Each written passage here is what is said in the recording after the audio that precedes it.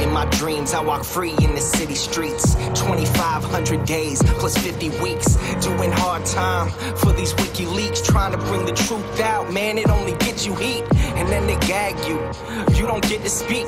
And when you get the leak, they try to hit delete. The masses of the masses, they want the shit discreet. That's why my middle finger's up to these sick elites. Free speech, it's the freedom of press. Take your deepest, darkest secrets, never leave them unsaid. If I'm a thief, then I'm a thief for the people you dread. The people of the red, white and blue, you keep them in bed. Seeing the sheep, keep them asleep, deceiving the weak. Keep seeking the leaks till you cease, and I see your defeat. Until I'm deceased underneath a freezing red sheet. Become a dead man, then I hit the switch and release.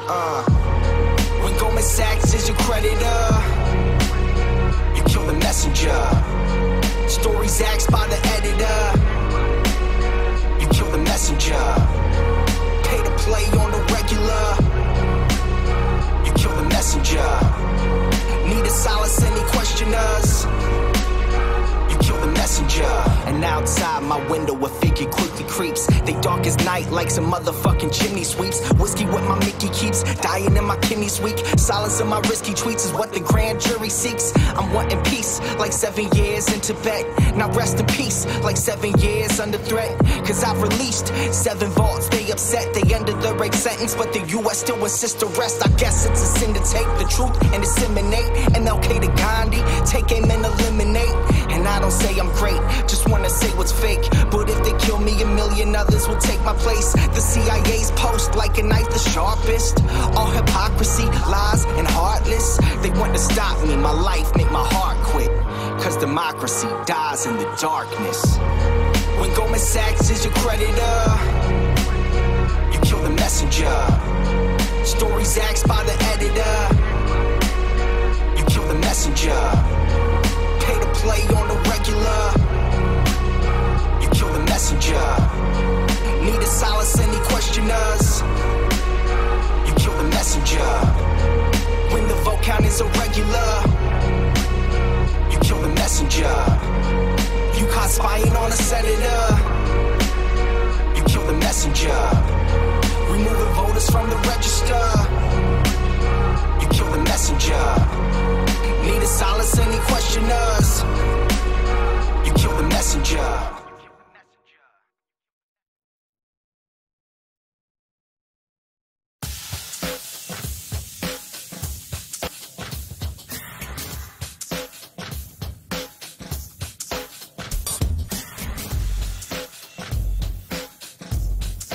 Kill the messenger. Kill the messenger. Kill the messenger.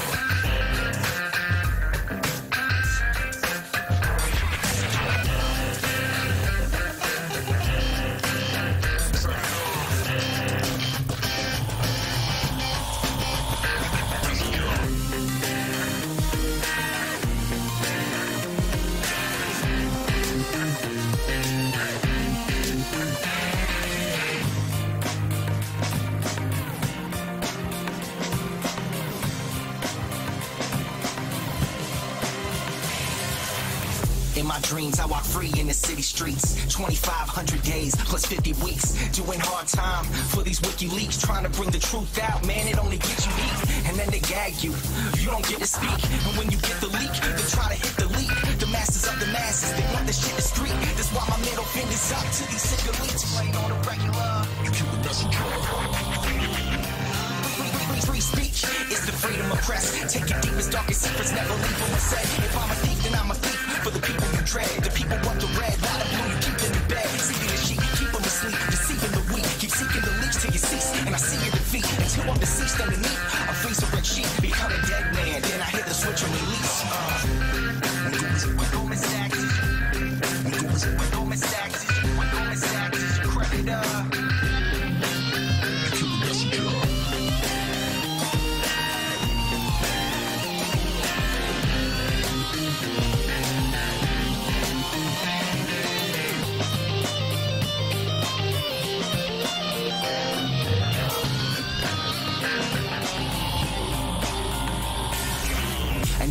Outside my window, a figure quickly creeps. They dark as night like some motherfucking chimney sweeps. Whiskey what my Mickey keeps, dying in my kidneys weak. Silence of my risky tweets, what the grand jury seeks. I'm wanting peace, like 7 years in Tibet. Now rest in peace, like 7 years under threat. Cause I've released 7 vaults, they upset. They ended the rape sentence, but the US still insists arrest. I guess it's a sin to take the truth and disseminate. And I'll pay to Gandhi, take him and eliminate. And I don't say I'm great, just wanna say what's fake. But if they kill me, a million others will take my place. The CIA's post like a knife the sharpest. All hypocrisy, lies, and heartless. They want to stop me, my life make my heart quit. Cause democracy dies in the darkness. Cause democracy dies in the darkness. You kill the messenger. You kill the messenger. Democracy dies in the darkness.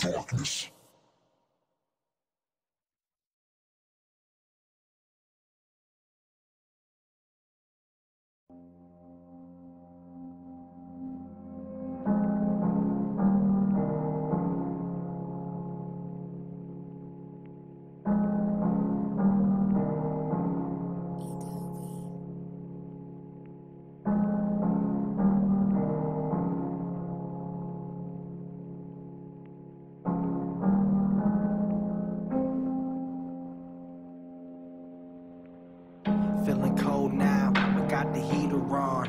Feeling sold out, even though I'm keeping strong. But can I hold out when every bit of freedom's gone? They want me rolled out, never to sing freedom song. I wanna see the sky, I wanna feel the rain. But gotta keep away from windows, that's some window pane. It's just a shame, couldn't have planned out all our dreams. Now I scream, cause there's a man in the machine. But the train is off the tracks, and damn it's losing steam. I wanna call Christine, I haven't seen since 013. I'm missing life like 3 strikes each night. Seems like 3 nights ain't right. Can't fight, space light, hate life. Wanting to be snake-like, shedding off this gray life. In the dark can't make light, but where I'm headed now is brake lights.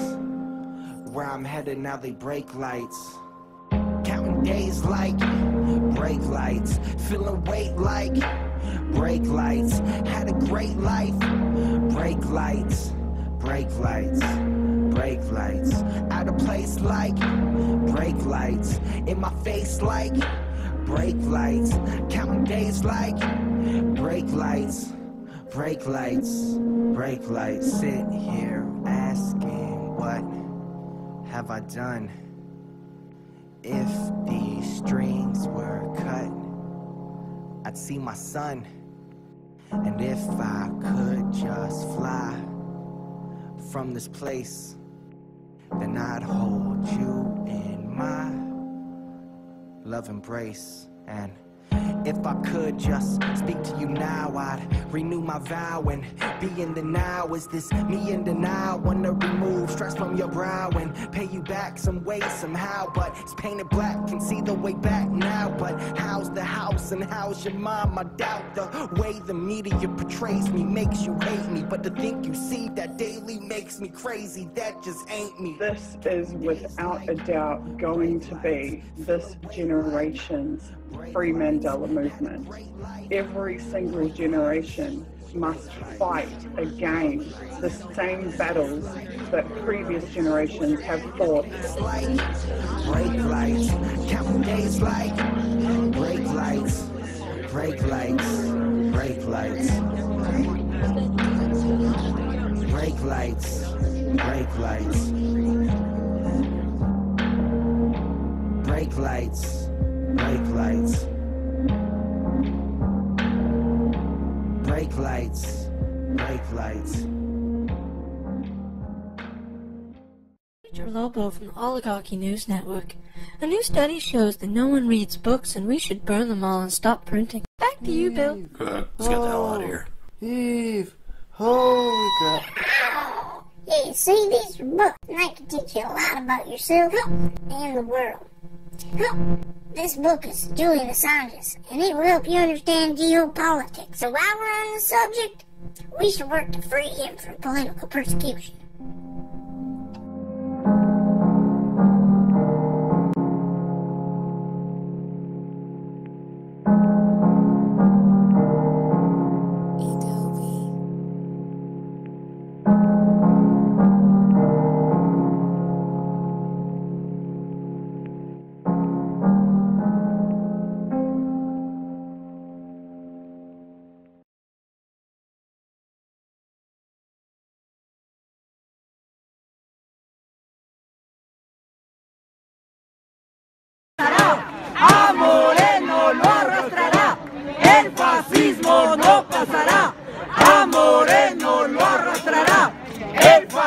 fascismo no pasará, a Moreno lo arrastrará, el fascismo no.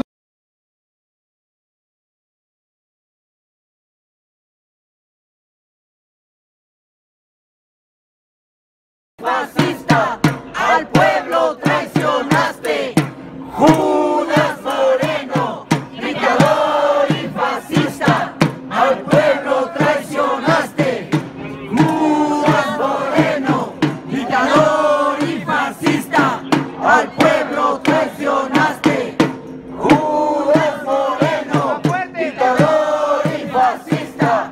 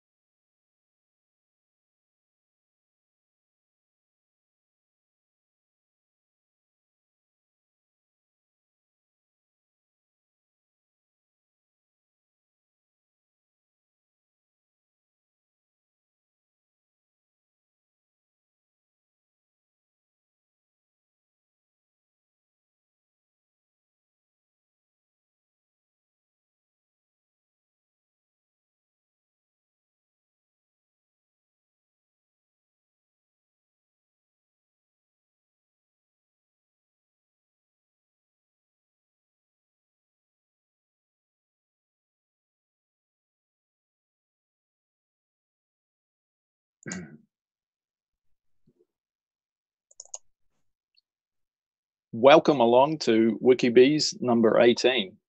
I'm Joe Booth, the Technical Director of the Internet Party, and I'm starting this stream off today. It's fantastic to see all you people from around Europe, and I think that's the reason we changed the stream to be this time. Thanks for waiting on so long. I have with me here Bruce and Kitty, and we're expecting a few more as the stream goes on. So fantastic to see you all, and I'm watching the chats here as well. It's been a interesting few days for Julian Assange, and there's been a lot of talk on Twitter and various other mediums. I'm more on the technical side, so I don't keep too up with the latest breaking news, but certainly we'll have some coverage of what's happening then as well. For me, it's early morning here in New Zealand, and it's fantastic to see some of you joining us at a comfortable time for you. So, what shall we do? Hey, Bruce. Hi. Welcome along to Bruce. Oh, hello. Yeah, I'm just trying to get things set up. Yep, no worries. I suppose if you want to ask what I've been doing for the WikiBees in the last little while, we have it's awesome to see the new Spanish channel that was set up thriving, and we've had a number of overseas posts of news, and I think the idea there, and I don't often get to watch these streams during my work hours, but but I think the idea there was to ensure that we do have a channel to communicate in real time between some of the people in Ecuador and some of the people breaking the news around the world. So it's fantastic to have you all along, and we'll see how it all goes. I see the periscopes working. I'm seeing lots of French in the channels. Salute. Hi Mulan and others. So it's fantastic to see you all. Yeah, that's excellent. Yeah, so this is a European friendly Wikibeats for the first time, and we'll try and get we've invited some people on, hoping they're coming on. Anyone from the Ecuadorian embassy in London at the vigil guarding Julian, you're very, very welcome to come on. And we've invited a couple of long-time vigilists, and just an open invitation to turn up at any time and report from the embassy, which is wonderful.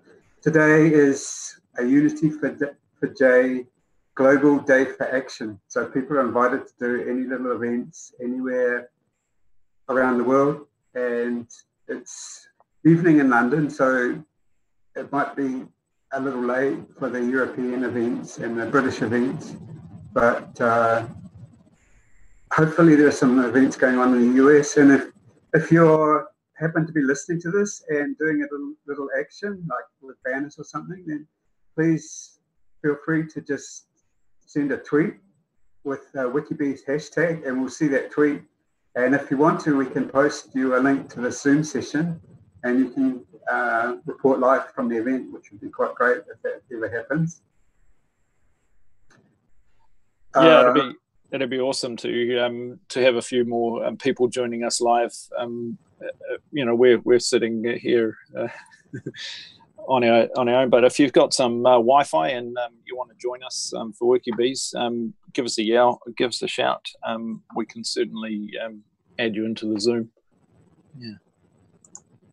And I see Bjorn's popping along. It'll be very early for you. It's good to see you, Bjorn. Bjorn is working on our website at the moment. You would have seen him in the previous streams. Oh, he's live from. Are you caving? Oh, and I'm trying to fix the car, but I'll be listening in. Fantastic to see you joining us.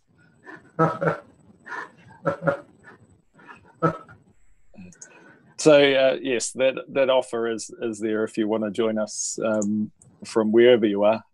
This is what Wikibeats is about working real time to do something for Julian, to show you what we're doing rather than just sitting behind computers on our own. And it's always great to work when you've got company. So yeah, that's fantastic.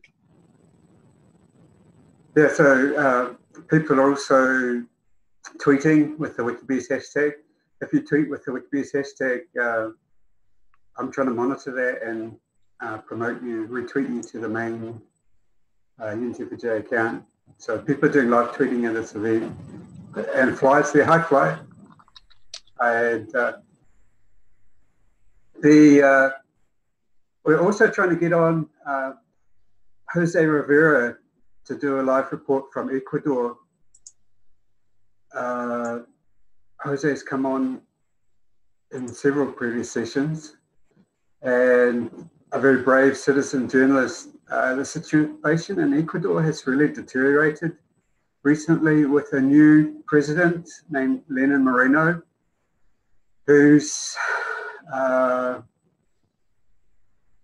you recall that the previous president, Rafael Correa, was the one who granted asylum to Julian Assange in the embassy. That's why he's in the Ecuadorian embassy. And the new president campaigned under the same policies as Rafael Correa. And as soon as he got into office, he started completely changing things. And he's fairly hostile to Julian. And so that's why Julian's asylum in the embassy is in great jeopardy at the moment. I can show you. Oh, what are you showing, Joe? Just some of the WikiBees tweets, but yeah, you can show as well. Just while we're talking. Okay, I'm trying to. Yeah, I'll show some of the news.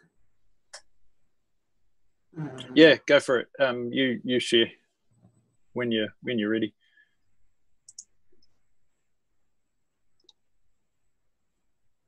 Okay, I'll show.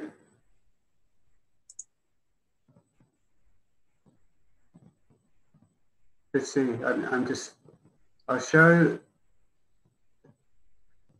This is Jose Rivera. He's an active tweeter as well. And these are some of the recent events. So the foreign chancellor has tweeted his resignation to the president.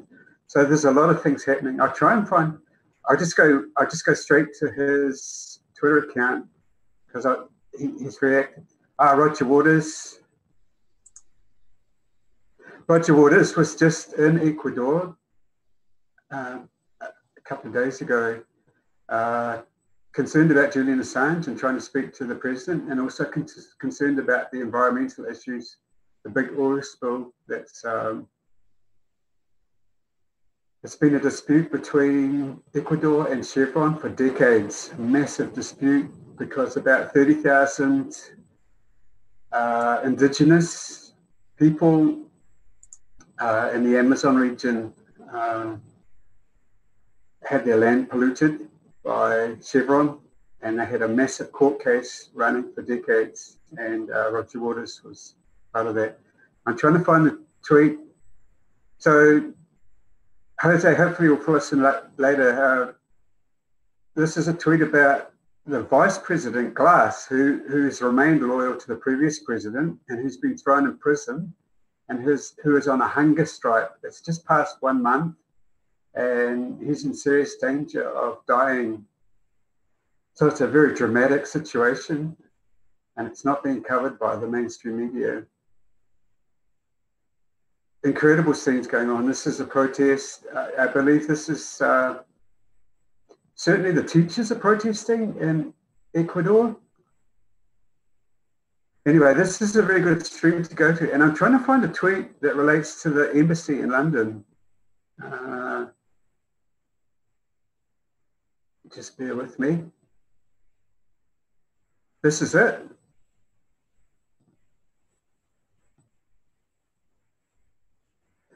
Dictator Lenin, who's the president of Ecuador, ended the term for Ambassador Abad at the Ecuadorian embassy in London, where Assange is living.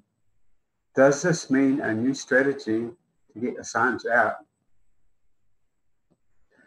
So the background to this is that this ambassador was a very useful intermediary between Julian, negotiating between Julian and Ecuador and the UK.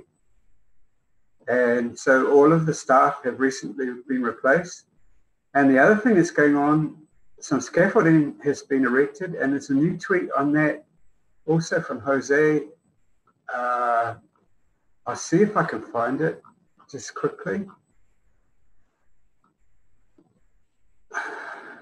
Yeah, bear with me.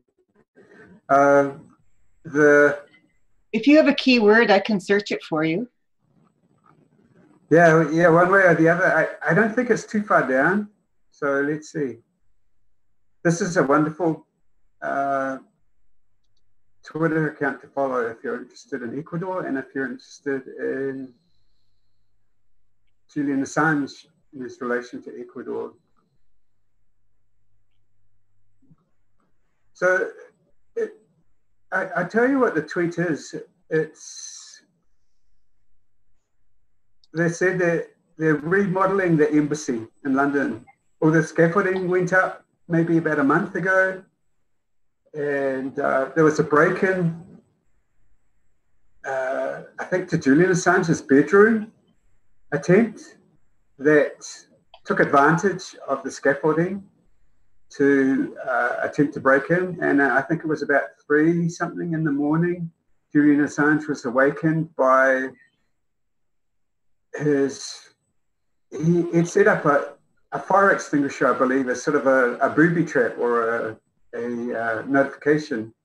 And that fell over, and that alerted him that someone was trying to break into his room. So a very scary situation. This is odd. I cannot find his account. Isn't that interesting? I wonder if he's been shadow banned.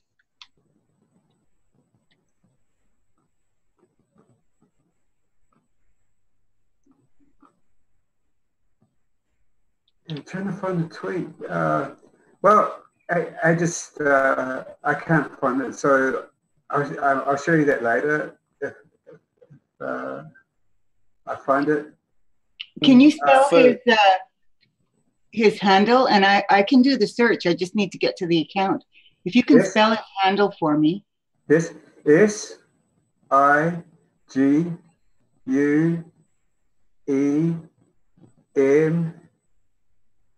and then Ecuador. Yeah, it's not coming up. Isn't that something?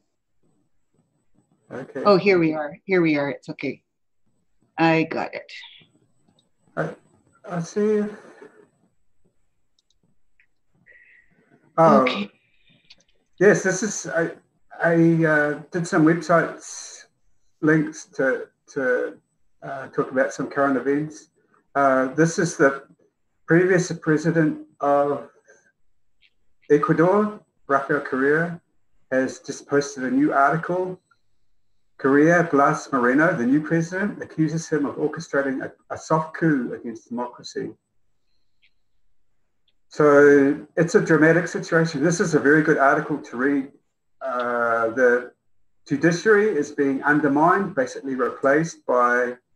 Do you want to zoom in a little bit, make it a little bit bigger for people on the stream that are trying to read along? Yeah. Well, I wasn't going to go into it. Oh yeah. Okay. I will. I just have to get my act together. Is there a zoom? If you hold down Control and scroll your mouse, often that does a zoomy function in many browsers. Yeah, it's a handy little feature. All good.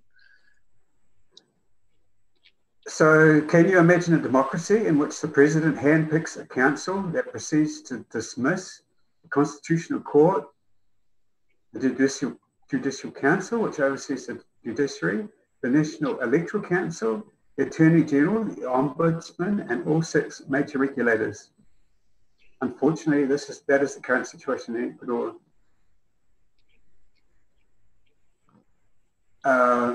So there are 5 branches of the executive in Ecuador. The article goes on. I won't try and look it up. Let's see what else I've got. Yeah, we can talk about this later. I think we've been talking in previous WikiBees about really getting Julian's voice out as the best advocate of anyone for Julian as Julian himself.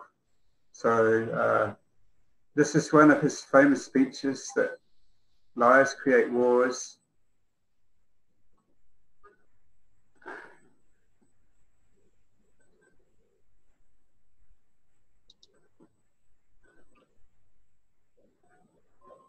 Okay, I did a search for embassy and was not able to find the tweet that you're talking about. Oh, that's muted. I don't think you can hear it, sorry. Yeah, there's no sound. But so his famous quote, "If wars can be started by lies, then peace can be started by truth." So we can play that later. I've got a message which might be someone coming on. So I'll stop share so I can look at the message. No worries.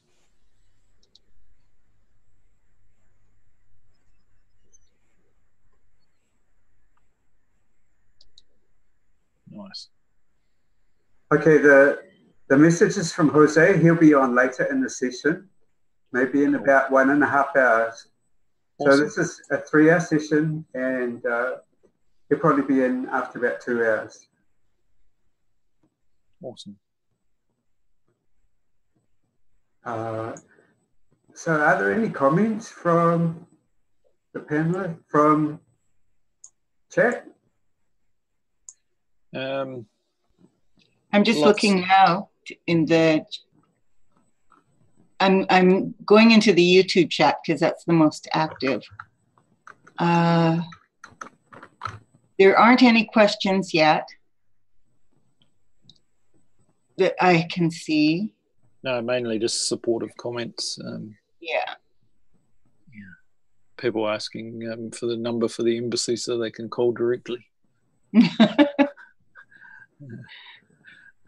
Yeah, we'll try and. Well, I suppose it's all new staff that aren't necessarily helping Julian, right? Maybe. Well, one of the dangers of that is that if he doesn't have anybody that's a friendly face, they can literally say anything about him, and claim that he's violated the agreement, and he has no recourse because he doesn't have anybody who will stand up and tell the truth, right? Yeah. So that is quite a concern. That it's essentially a hostile environment for him, even more so, without friendly faces and without supportive people in the embassy itself. It's more which is exactly the point. It's he's a captive in solitary confinement without any support. And if they're even denying his lawyers to visit to help him prepare for some of these court cases that he's trying to reestablish some of his rights, then that's even more concerning. So yes, we can see exactly the 24/7 vigil outside. That's the closest people can offer some support. Has there been any more visitors since the last two that I heard about? Have many people made it through the gauntlet of the new protocol of what you've got to sign up for if you're visiting? I've only heard of the two, and the lawyers were refused today. Really? Yeah. Can you find a link to that story, could you? Yep. That'd be excellent. Absolutely. It's on Unity for J, so I'll get it for you. I'll show you something else that's a really nice article that's just come out from Nozomi Hayase. So Nozomi's been on Wikipedia several times and also on the vigils. And she's a scholar of Julian Assange and WikiLeaks. And her articles are really amazing, really get to the point.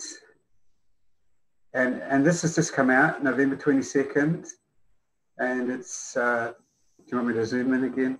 So control. Do you want me to put the article in chat here? All right, up to you. Sorry, the link to the tweet. So this is a tweet from WikiLeaks, and they said that he cannot, the lawyers have been denied access. Oh, okay, and then I can screen share it. Yep. Yeah, that'd be excellent. Okay, so so back to Nozomi. This is her article, Prosecution of Julian Assange, America's Betrayal of Its Own Ideals. So actually, Nozomi's been invited to come on again, so hopefully she'll come and talk about it. She's fantastic. I love her work. They're completely up to it.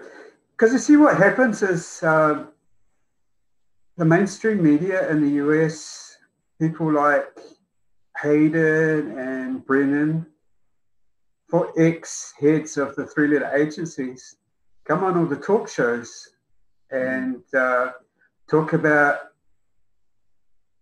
I don't know, Julian Assange is a criminal or something like that, and he should be prosecuted.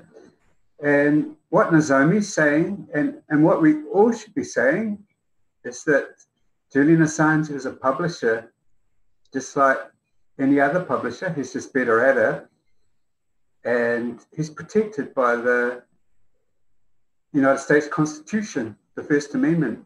And this is what Nozomi is talking about a lot, is that, I'll just read it. As Trump's administration now carries on Obama's legacy, vowing to destroy WikiLeaks for engaging in publishing activities that are protected under the First Amendment,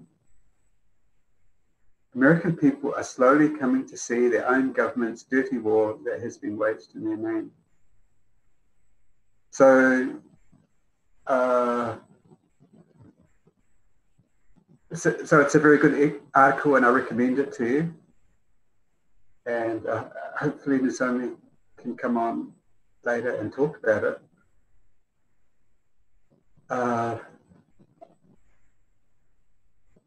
Okay, I'll get a share. Yeah, totally. I mean, it beggars belief that, for a start, the US can even attempt to prosecute him when he's not carrying on any, apart from a .com internet address. There's nothing that can, he hasn't committed any crime in the US. And if Julian was in the US, then he falls under their First Amendment, publishing rights. So it's, one of the points just beggars belief. Yeah. One of the points that WikiLeaks made today is that the Saudis are now also doing the same thing. They're threatening to arrest people who tweet mean things about them. I'm being sarcastic, but you know what I mean. Once you establish this, that you have a right to arrest people globally for doing what you consider a crime, or for breaking a law in your country when they're in another country, once that precedent gets established, it's a very dangerous precedent to have. Yeah, well, one of the concerns, there was a number of concerns in New Zealand here recently when the Harmful Digital Communications Act came through, which is essentially a law which is designed to reduce online bullying, which we're all in support of. People shouldn't be able to bully other children, but once you dig into that, there's ways that harmful digital communications can be used to silence people who are harming other people, saying something against the status quo or saying something that way. So a lot of this legislation that comes in that seems to be for our good has also that alternate meaning, and that's not to say that it's going to be used that way, but it's there, and you always have to be concerned about some of these laws that are brought in with support. Well, in this case, no one really wants these things, but then are used or can be used to to reduce your rights rather than improve your liberties.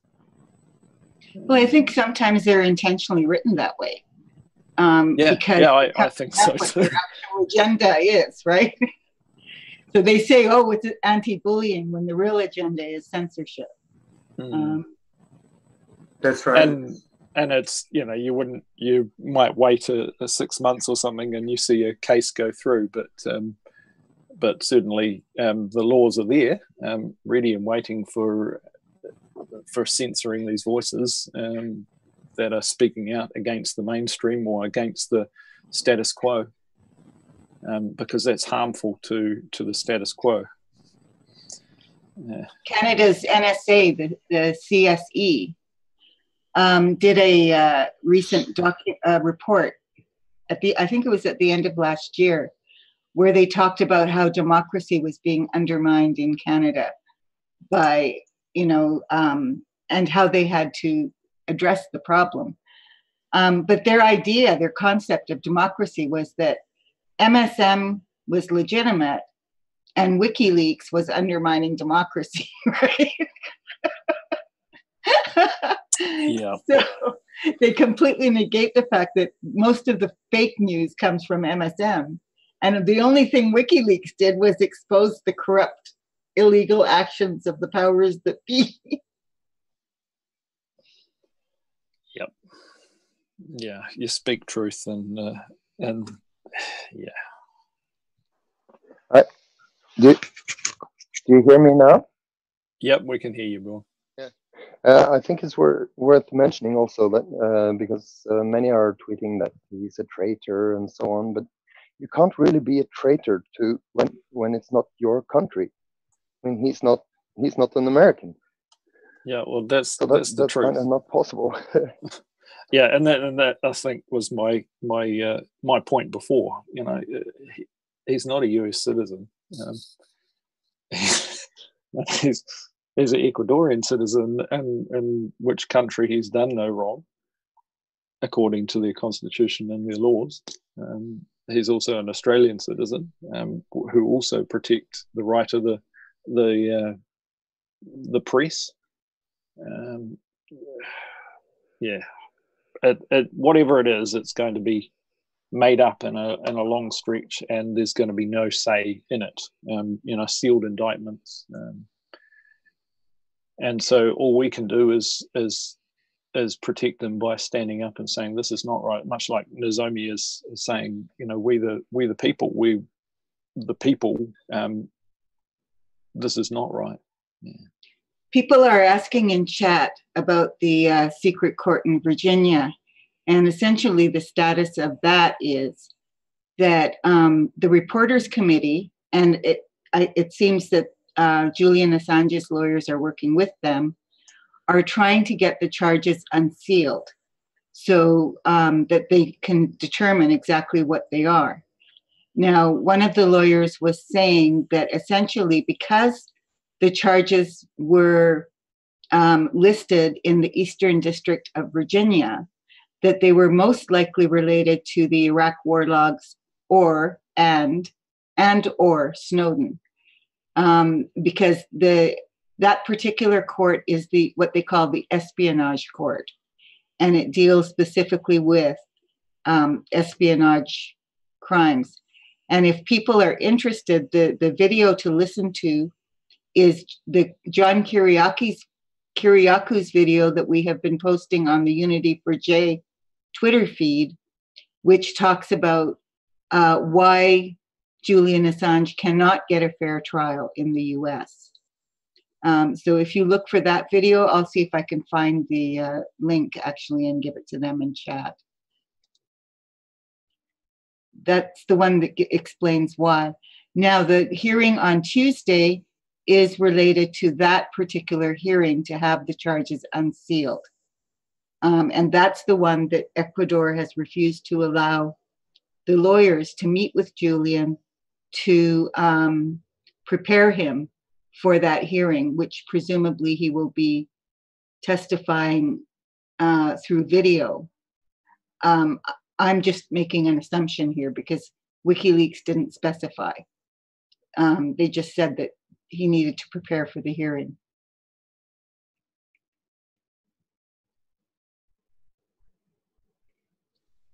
Yeah.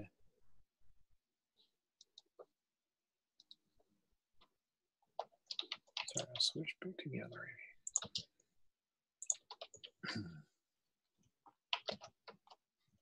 So that's basically a quick summary of the secret hearing, anyway. Yeah.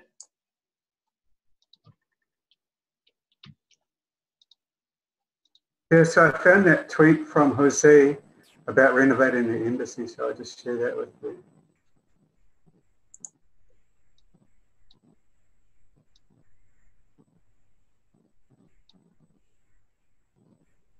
So if you can see that, it's in Spanish and Jose has translated it. Ecuador Foreign Chancellor's Office just tweeted that, quote, that they quote, we are renovating our embassy in London.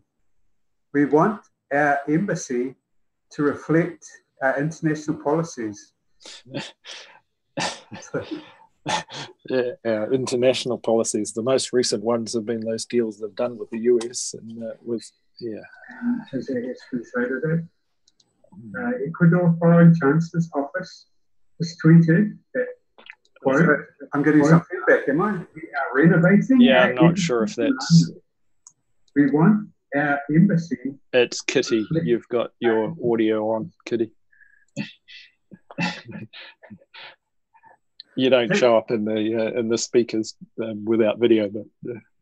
I've actually figured it out. So they have all this scaffolding that they've put up, right?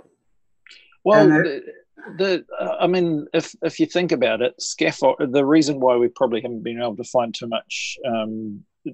many details on the scaffolding for the Ecuadorian embassy or even the Colombian embassy next door is there on the lower floors, right? You don't put scaffolding up for accessing the ground, the lower floors. So it's possibly something above them that the scaffolding's for, maybe.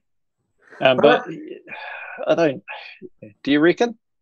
Well, I don't know. I think the clue is in the tweet that they just did, right? They're renovating the building to reflect their current policies of their president. So what they're doing, I'm pretty sure of this, is they're painting in an enormous Star-Spangled Banner. Yes, I'm sure there'll be something like that happening. Yeah. So I found another gem that I would like to share. So I'll do a screen share.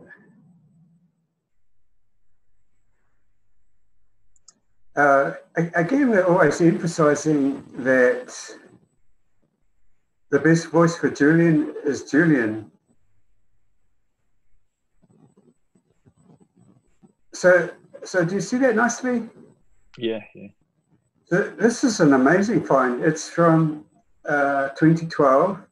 Yeah, the Julian Assange show was fantastic, and you will notice General Sands and the likes have sort of taken advantage of the popularity of the Julian Assange show, and now that's the sort of continued on in his absence to try and get the people in for their propaganda. And yeah, so that's the Julian Assange show in general, and I'll show you one of the great episodes, which relates to this is he interviewed Correa, the very brave president of Ecuador at that time, who granted him asylum when the greatest nations of the world were trying to get him. And so this episode is just amazing. Correa was invited on to Julian's show, and the respect and admiration and I think love between the two of them was pretty obvious on display there. And Correa is quite a charismatic character, and well, I'll just play this quote that I really like. Where society will I'll go back just a little bit and then I'll play it.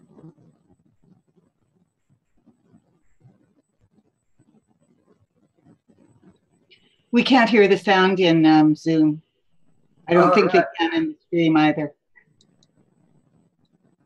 Yeah, you might need to reshare and make sure you tick the share audio button.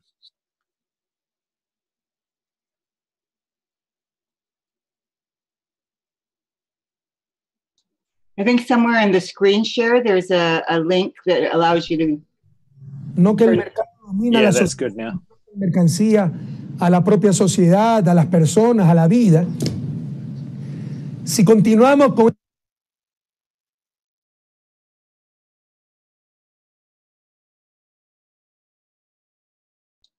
Now your audio is turned off, Bruce. Yeah, but it's a beautiful quote about how he's transformed Ecuador, which he really did. He kicked out the Americans from their base. He talks about it earlier in the video. It's quite funny. He said, Julian Assange asked him, hey, what are you doing kicking out the American military base from your country? And he said, well, we didn't really have a problem with it, but we decided that if you're okay with putting a military base in our country, surely you won't mind if Ecuador puts our own military base in Miami. And under those circumstances, we'd be happy to keep your military base. But otherwise, I love that attitude. It sounds fair. Yeah, it's absolutely fair. He's got some great quotes. I mean, he was quite. I remember he said once, "Why don't the US stop all their wars and use the money they save to educate all their citizens on the values of universal human rights?" Yeah, the world would change, right? How many trillions of dollars are spent on military spending? Yes. The world would change. Yeah, so he's quite a character, and I commend that interview to people. Hopefully someone will tweet out the link to it. That interview, and also the whole series that Julian Assange did back in 2012.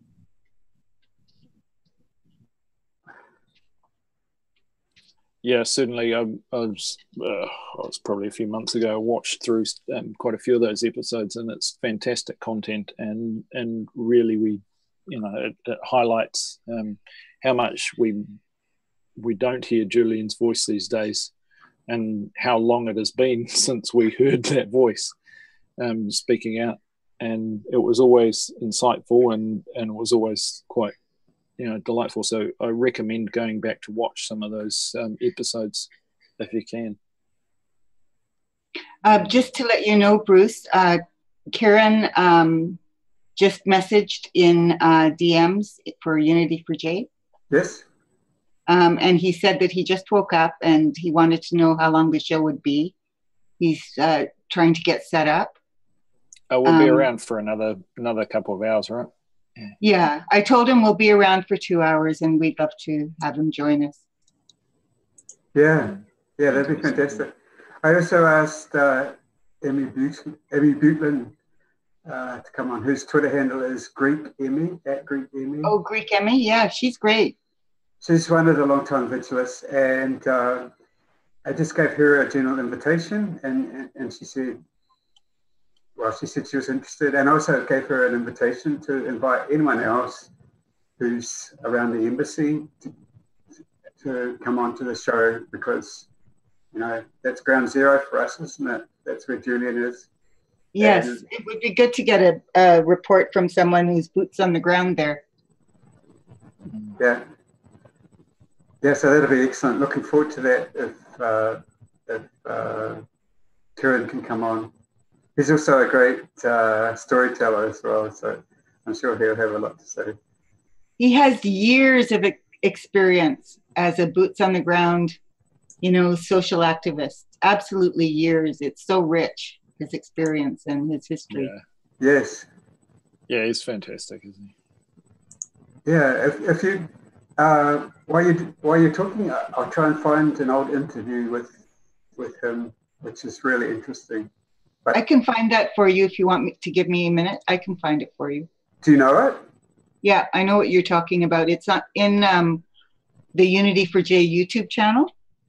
The original, yeah, the original emergency vigil.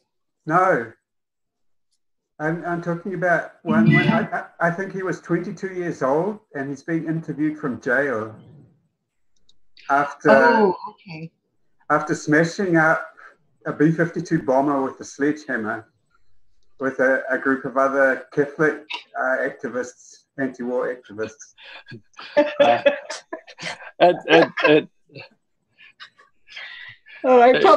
Some of us regret our former actions, but some of us stand by them.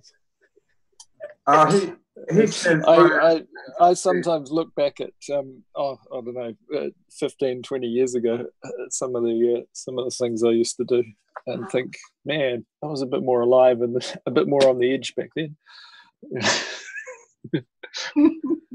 No, Kieran. I mean, Kieran's coming on later, but he's been very consistent through his life. I think he's been an activist since a young age, and with the Catholic workers movement. He'll explain it. I'll ask him when he comes on. But that was a scheduled event that a group of activists did. They planned it in great detail. They prayed a lot. And it's just a wonderful video. So I'll find it at some stage.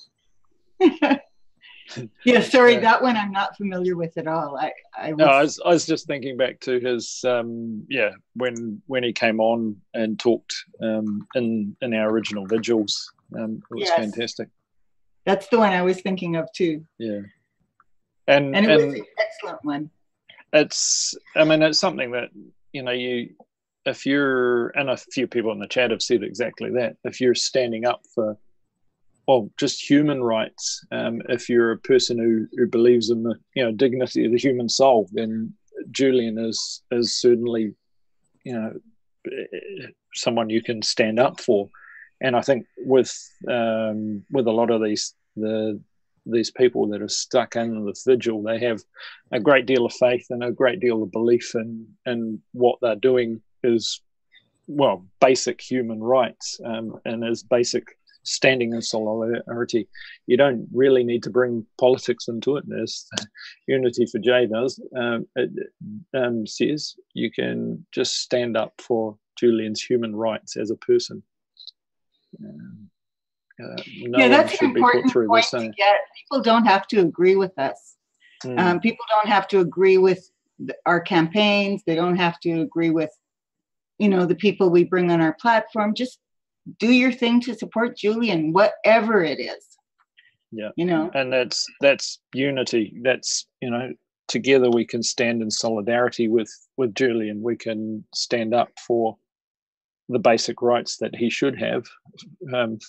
Me personally, I totally stand up for his right to connect to the internet and say what he wants to say. And this is a basic right for many of us, the ability to have freedom of speech, just to say what you believe. And his voice, if anything, is a lot stronger and a lot louder than some of ours, and it doesn't deserve to be silenced, no matter what the circumstances around it. You should be able to talk and communicate to other people in any medium. I think those are the foundational principles of the Internet Party as well. That you deserve the right to be able to connect with other people, to be able to have your voice heard, no matter how small. Stand up for it, people, as a basic right, and unite together for Julian. One of the things that I've noticed in the last week or so is that there are a lot more blue check marks, Twitter verified accounts, and a lot more articles coming from, for example, I think it was yesterday or the day before, Rolling Stone had an article by someone supporting Assange. So we're starting to see more and more of these verified accounts coming forward and saying basically that whatever happens to him impacts all journalists and all publishers, and people should start caring about this. It was fantastic. I think Christine Assange's message resounded loud and clear throughout a number of channels. She said, for you, in your situation, you're a journalist, you need to stand up. You're an activist, you need to stand up. You're just an ordinary person. You're a politician, you need to stand up. And you can't hear that message much clearer than from the mother of Julian herself. It was a very powerful message and very well timed. And I think it's had an impact. Very much so. Yeah. And people are realizing now that the charges were revealed, that this is very dangerous and very serious. I think it's finally sinking in to the journalists and the publishers that this is real.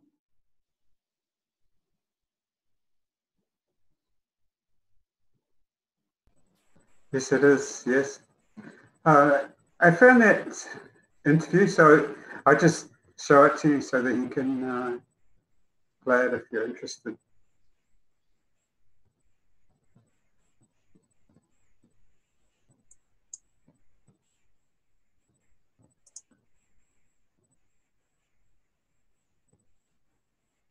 Oh, so I have to do a screen share. Hold on.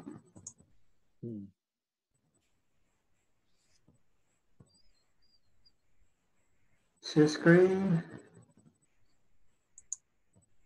Oh, now it does the computer sound automatically, which is how it should be, but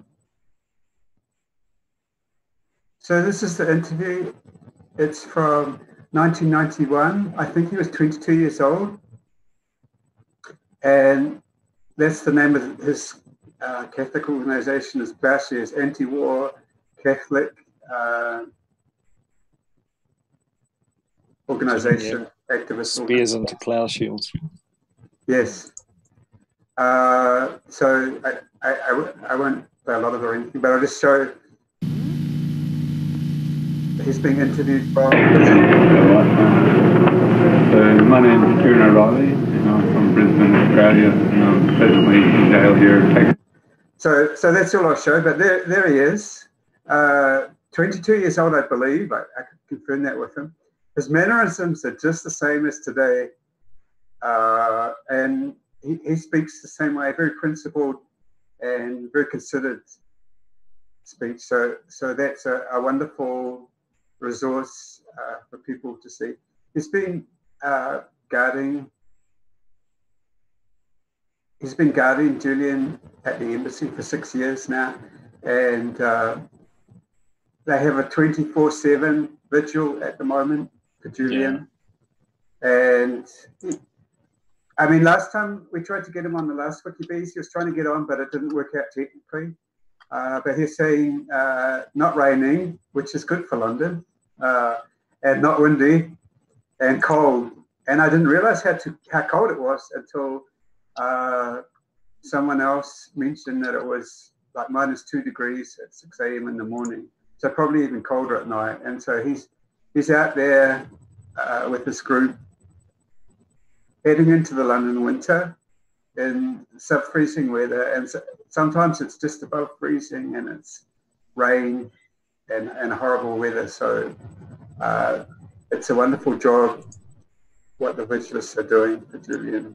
And they've been doing it for years. And he, last night, he was there all night. And because of the police activity, he stayed. He's still awake and out there today. It's just amazing. Yeah, there was a few tweets of their setup there. Oh, how do you do that? Is that so? That's just a video. That was from a tweet. I've got things over top of it, but that was from Little Sabine, Bibi Honeybee. So how do you get it showing on Zoom? How do you get it showing just the video? Just sharing. This is a tweet. It's full screen. So if I go back down to a normal size video, yeah. Oh, okay. Yeah. So I just went full screen and told it to optimize for full screen. But yeah, it's fantastic to see the. I think you just need a replay. Thank you, Julian. It says in lights. Lights all around and across the road there, where if he can see anything, that'll be where he is over there. So it's fantastic what they're doing there. Yes. So just looking at the YouTube comments, Marty O says much respect to vigilists. Mm.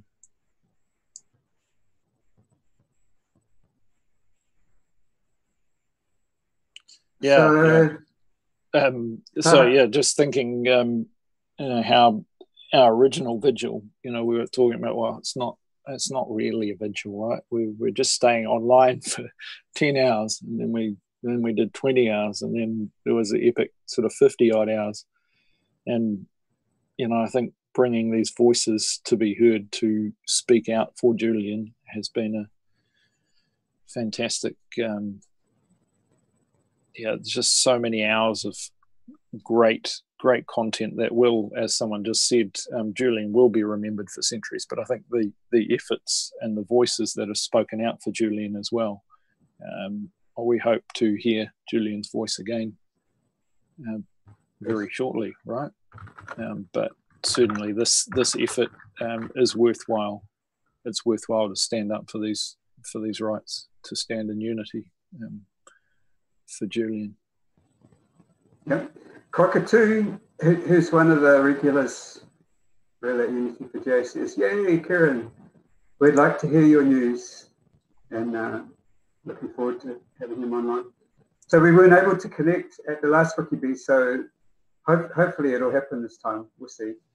Yeah, so if someone shared the Zoom link, and there is also a phone call-in number if he just wants to talk. Certainly. But that would cost some money, I suppose. Usually there's, I'll go and find, Zoom is international, so there's usually a, there you go, Zoom. There is a Zoom option, okay. Yeah, so Zoom obviously is for international conferencing, and there are international numbers all around. Here we go. Hold on, I'll just paste this in. It's a link in the middle of and a bunch of other links. So just reading through the comments in YouTube again. So this is going back a bit. Moulin from France, one of the Unity for J moderators, I think, was commenting with Kitty about Julian Assange's case. District of Virginia is known as the espionage court. No national security defendant has ever won a case there. And that's a quote, a direct quote from John Kiriakau, who CIA anti-torture whistleblower, who was convicted there. So it would be a show trial if Julian went there. It would be a show trial. He had some strong words to say about the judge, which I think was on several of the cases there, and he said there's no way that's going to be a fair trial if that happens. So yeah, something like Leonie Brinkman, something like that is the name. Yeah. Yeah, it's in that video, which I think Unity for J tweeted recently as well.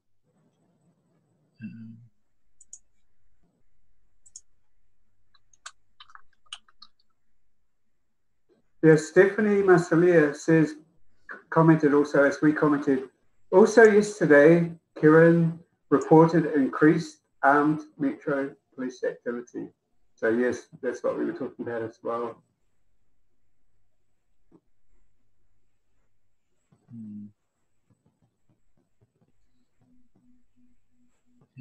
It's not the current chat.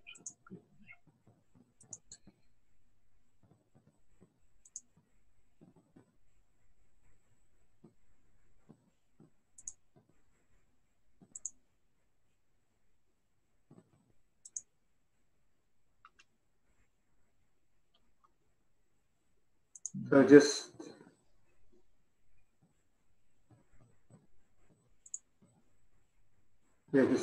looking at the. So if you follow the WikiBees hashtag on Twitter, you can see everything related to this stream. So this is our first stream at at this time of day, which is intended to be a European-friendly time of day. It's the evening in Europe, and it's the afternoon or the late morning in the US, and it's early morning in the Antipodes. Especially, it was started at 8 a.m. for us New Zealanders, Joe and me, which wasn't too bad. For the Aussies, I think it started at 6 a.m. So we normally have a couple of Aussie panelists on, and hopefully they'll be along a little bit later.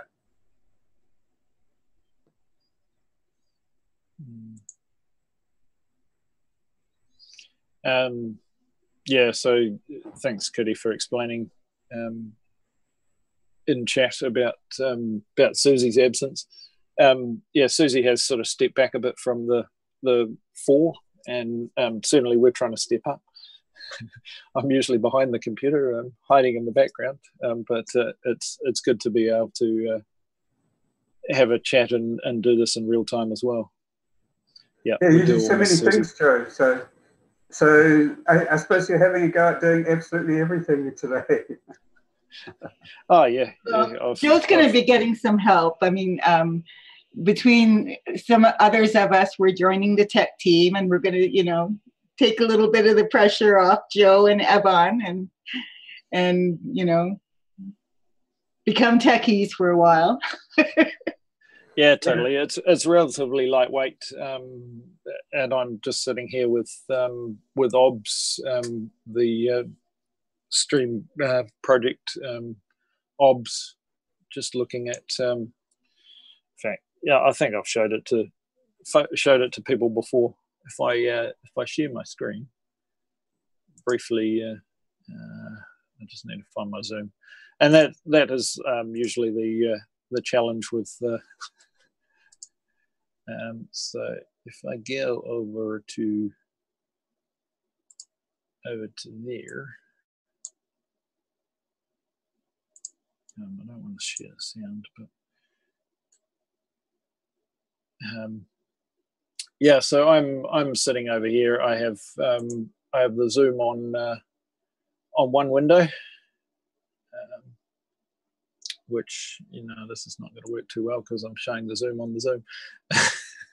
I have the Zoom on one window and OBS on the other, and over here this is where I can with OBS I can switch scenes to various configurations, and it's as simple as clicking a button. I better not press that one,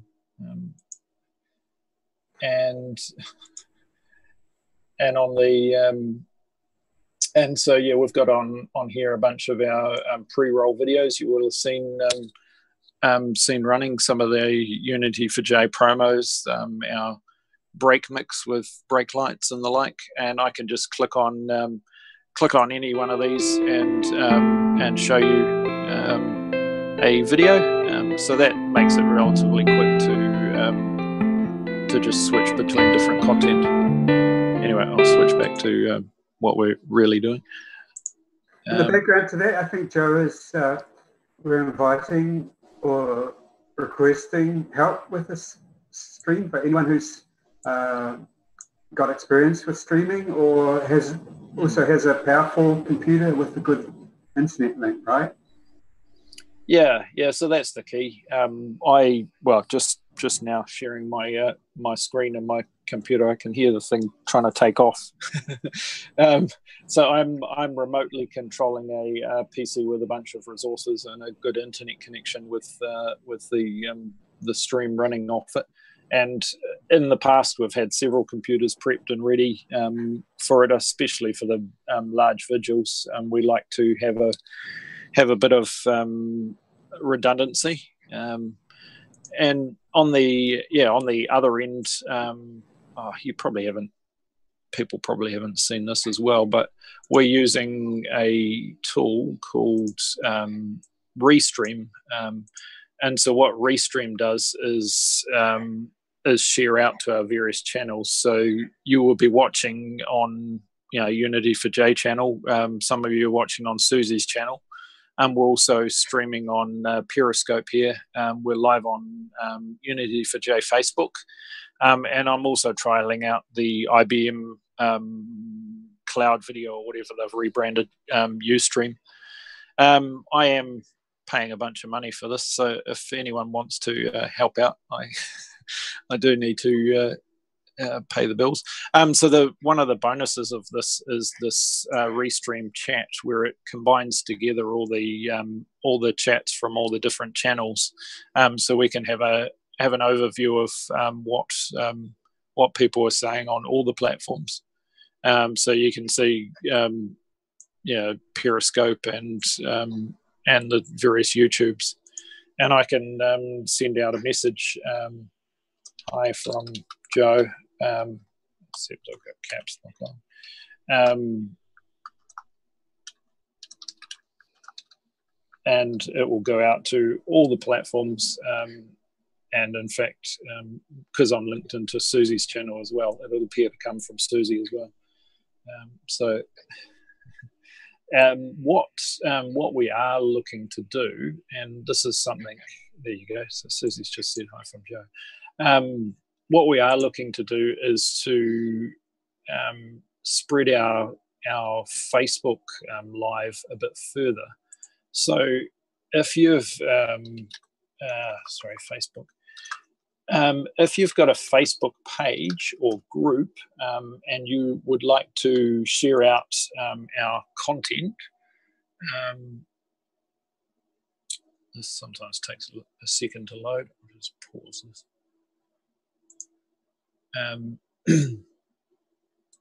One thing you can do, if you've got a Facebook page and you want to share Unity for J with your page, so when we go live, you can syndicate our video. One thing you can do is, and I'm just trying to find the setting for it, is cross-posting. And I think it's probably hiding over Creator Studio.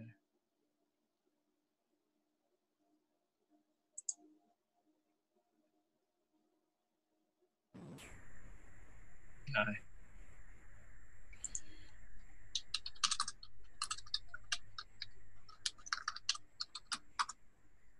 Bear with me.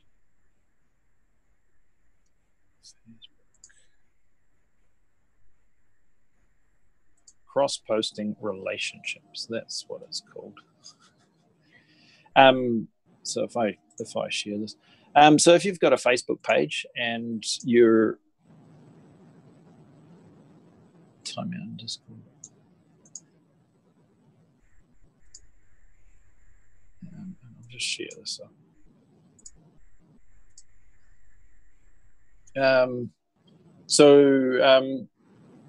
One step is, if you've got a page, so it's a Facebook page, click on settings and cross-posting, and I can, and I've posted it in the Discord Facebook channel in the past. What you can do is settings cross-posting. Okay, so Facebook. So this is a request to anyone with a Facebook page to help us out in a small way. Is that right? Yeah. So under your settings for your page, and so this only works if you're a page admin. So yeah, you'll see cross-posting, and so we've got a couple of cross-posting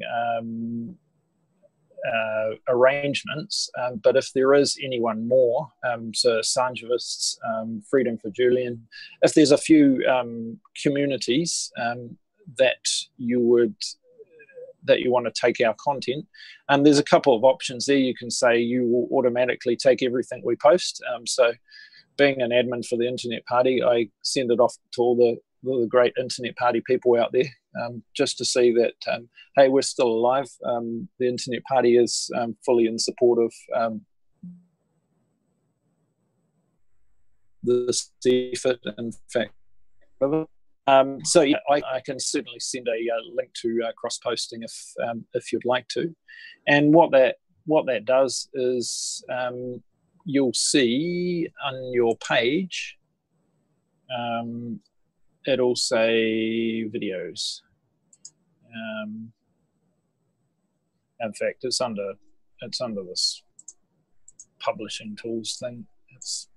Facebook likes to hide things. So Joe, yeah, can anyone with an ordinary page do it? You said it has to be an admin. Yeah. So if you have you your need own to be Facebook page, if you have your own, So you is that good enough? Yep. So if you're so this is a Facebook page rather than just a Facebook profile. As an admin, you should have this this page settings with all these extra things like ads and Messenger and all the other things that you can do with a page. And so I create these. So on here I create I just create a new live video and schedule it, and so we're currently live here. But in the settings for this video, we're actually live now, so I probably can't actually change the settings. So if you're just an ordinary Facebook user, can you do this? So if you're an ordinary Facebook user, you probably don't have the admin sort of settings. So this is our live page, and under the settings, I now have cross posting. So I can say, yes, I want to send this to Internet Party and Assangivists. In this case, Assangivists choose whether or not they go live with our video. Joe. Yeah. Just to get a top level understanding of this. So if you're on Facebook, it's not good enough. You have to be some sort of administrator. So is there separate? So Facebook lets some people be administrators. What do you need to do to be an administrator? Well, so if you've ever set up a page for a cause or an action or for some sort of reason, and so many, if you go searching for you name it,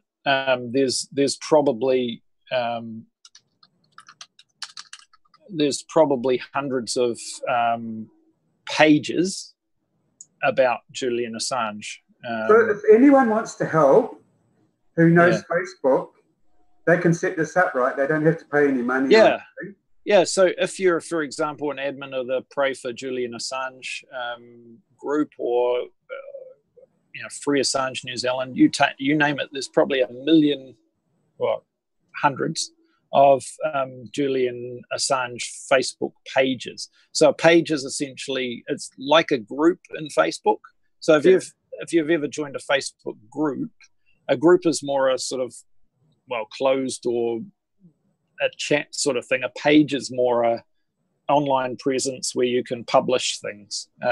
And so if you're in a page, certainly you can take our videos and republish them essentially as your own. And you don't need to, and you can do that automatically. So it's called cross-posting. Okay. So basic, I mean, it's hard to absorb all that information here at the moment. So, but the basic point is that anybody who wants to can help us out on Facebook by cross-posting our streams. Anyone who wants, and maybe they should contact you to show them in detail. Yeah. So if you're on Discord in our Facebook channel, certainly that's probably the place to engage with. So yeah. Yeah, and just to remind people, so our Discord is our work server for Unity4J. It's a gaming server. Maybe you can show them our Discord just to remind them. Yeah. So if I share, I'll find Discord. So we have about 3,000 people on Discord who are helping Unity4J. So it's a work platform to help people. Well, it's set up for gamers, really. It was set up for gamers. Yeah, so Discord... it's an app. Yeah, Discord sort of came about. A number of people in the Internet Party were were gamers and using Discord, so we started using it for various things. I'm just trying to find Discord in my things to share. Maybe I need to click this again. Yeah, there we go. So yeah, on Discord we do have a WikiBees channel, which in theory is playing back this Restream chat as well. So Restream is posting into our WikiBees channel, and actually, including as someone mentioned in there. Someone posted the GoFundMe link to Kieran's. Please do donate to support his vigil. And that photo is Kieran with Julian Assange, right? Yeah. Cool. Yeah. So GoFundMe.com/John Riley. It was in the chat a little while back. So yeah, our Discord is essentially a chat application for gaming, and so yeah, you get all sorts of well, I'm on all sorts of Discord channels, you name it, but primarily Unity for J is where I'm at. And on the left hand side, once you've joined, you'll end up in the introduce yourself channel. So this is how you start getting in Discord. So to get there, you have to type unityforj.com, the letter 4, /Discord, right? Yep, that's the way. So I've just posted that in the chat, which in Discord I think shows up as a indeed, Stephanie. Some of us are born on the internet and find it easy, but yeah, Discord. So there you go. I've just posted a link in the chat, and you can click on this, and this will take you through to the introduce yourself channel here, which just say a quick word to say who you are and what you are. And then you can go into, it says, it'll say, welcome, together we are going to save Julian Assange. Please do introduce yourself. Head to Roll. So Roll is a special channel here, which you can click through on. And up the top, it gives you a whole bunch of the roles. So roles are essentially the areas you want to work in. The teams, I suppose, areas you can work in here. This is not all of them, but certainly there's a good few. So, for example, if you've got a Google Plus account, do jump in and so if you just scroll down on here, what you can do is you can click are you good at tracking hashtags and event analytics. So there's a channel there with 65 odd people hanging out, and I suppose this is a question we were just talking about. Do you have a Facebook account or a Facebook group? So you can jump into Facebookers. Do you have a Gab account, a Google Plus? Are you any good at graphic design? So what you do is just tick a thumbs up, and what that does is give you, if I click on myself, I've just given myself the design role, I think, somewhere. If I it's under graphics. Graphics, yeah. Okay. So I don't really need that role, but I do pop in there from time to time. If you've got an Instagram account, if you're any good at law or understand legal basis, there are a few people in there. Minds, we've actually recently had a couple of people jump onto Minds and help out with our minds.com account. So we're certainly appearing there in a bit more. We have over 70 people who say they are musicians. It's fantastic to see some of the music. We have a bunch of people that are doing podcasts, so audio and small video podcasts. And one thing we do need a lot of is proofreading and spell checking. So certainly there's a team there. If you've got a Reddit account, we do post quite a bit on Reddit, and so beside each one, there's the channel, so you can just click through to this and see what's happening there. You can also where was I roll? There's also a sort of role or a name, and so if you type in @ in front of something, it'll come up with a list of all the groups you can mention. And so if you're trying to find your team or get hold of one, a common one is @mods.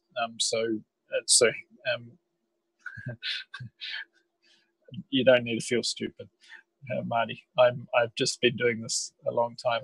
And I suppose the one we were just talking about before was Stream Team. So if you've done a live stream or would like to figure out how to, then certainly jump on board there.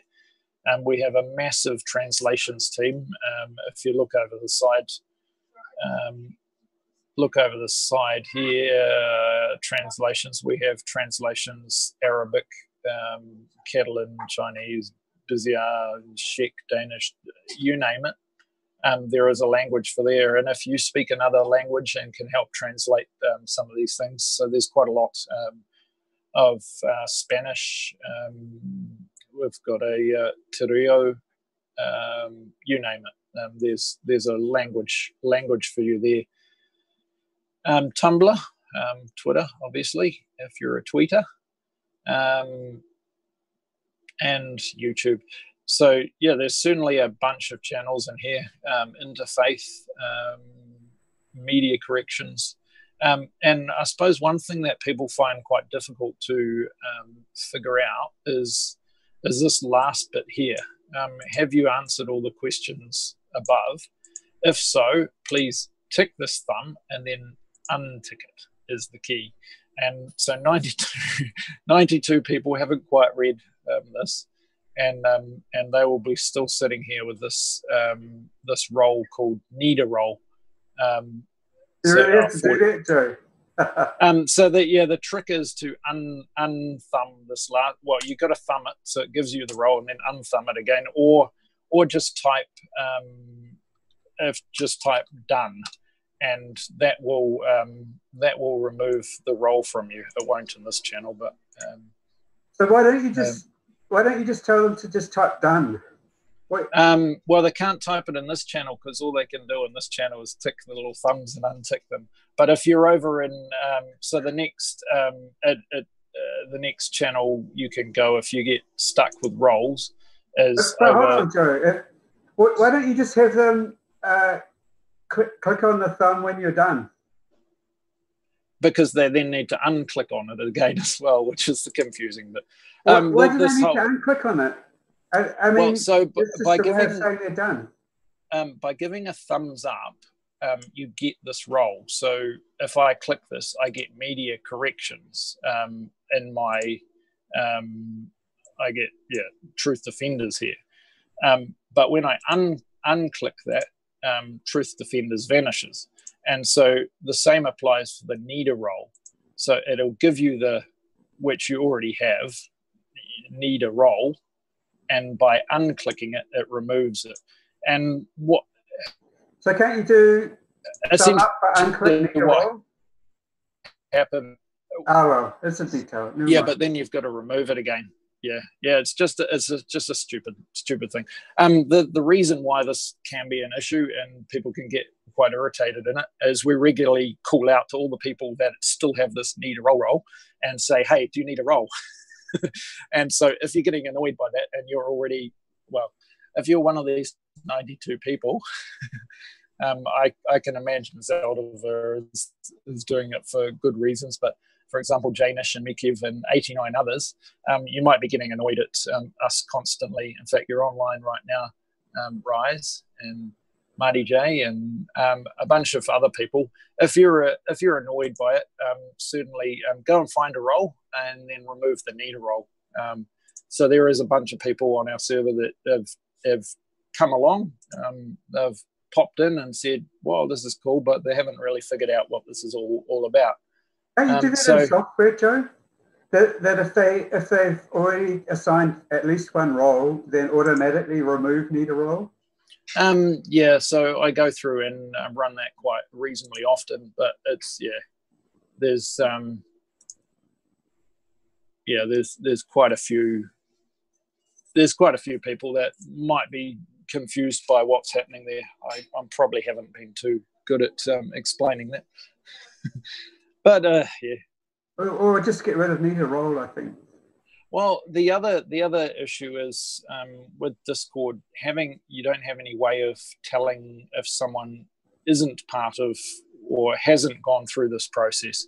So need a role is essentially, well, you don't know if someone's just been lost on the server. So what we do is when you first arrive at the server, when you get this welcome message, what it will do is give you the need a role. And that allows you to see, for example, this role channel and a few other helpful channels.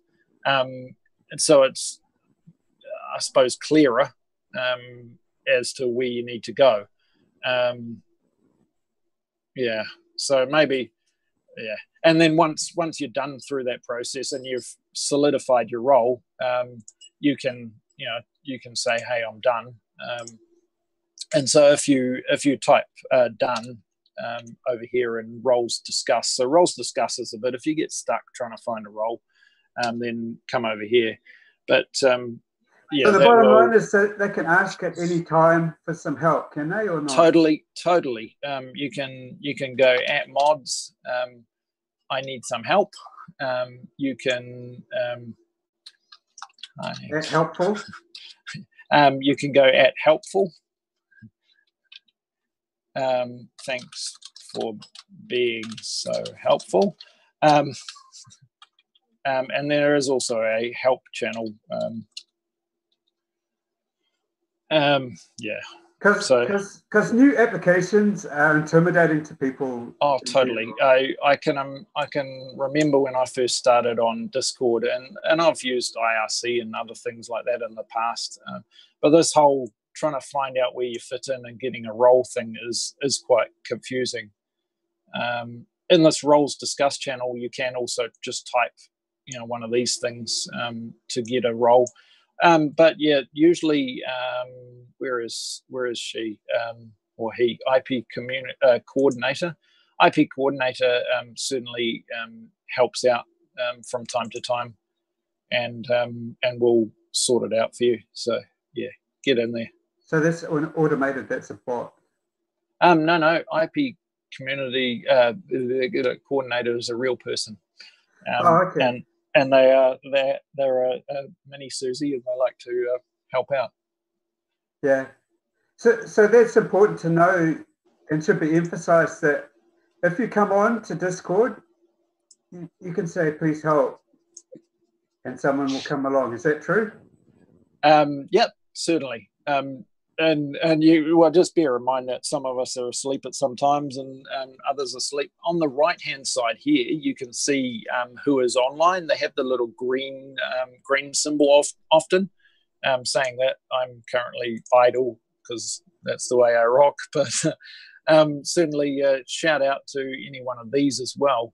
And to do that, you can just click on their name and, sorry, I can't do it for myself. I'll find Bruce.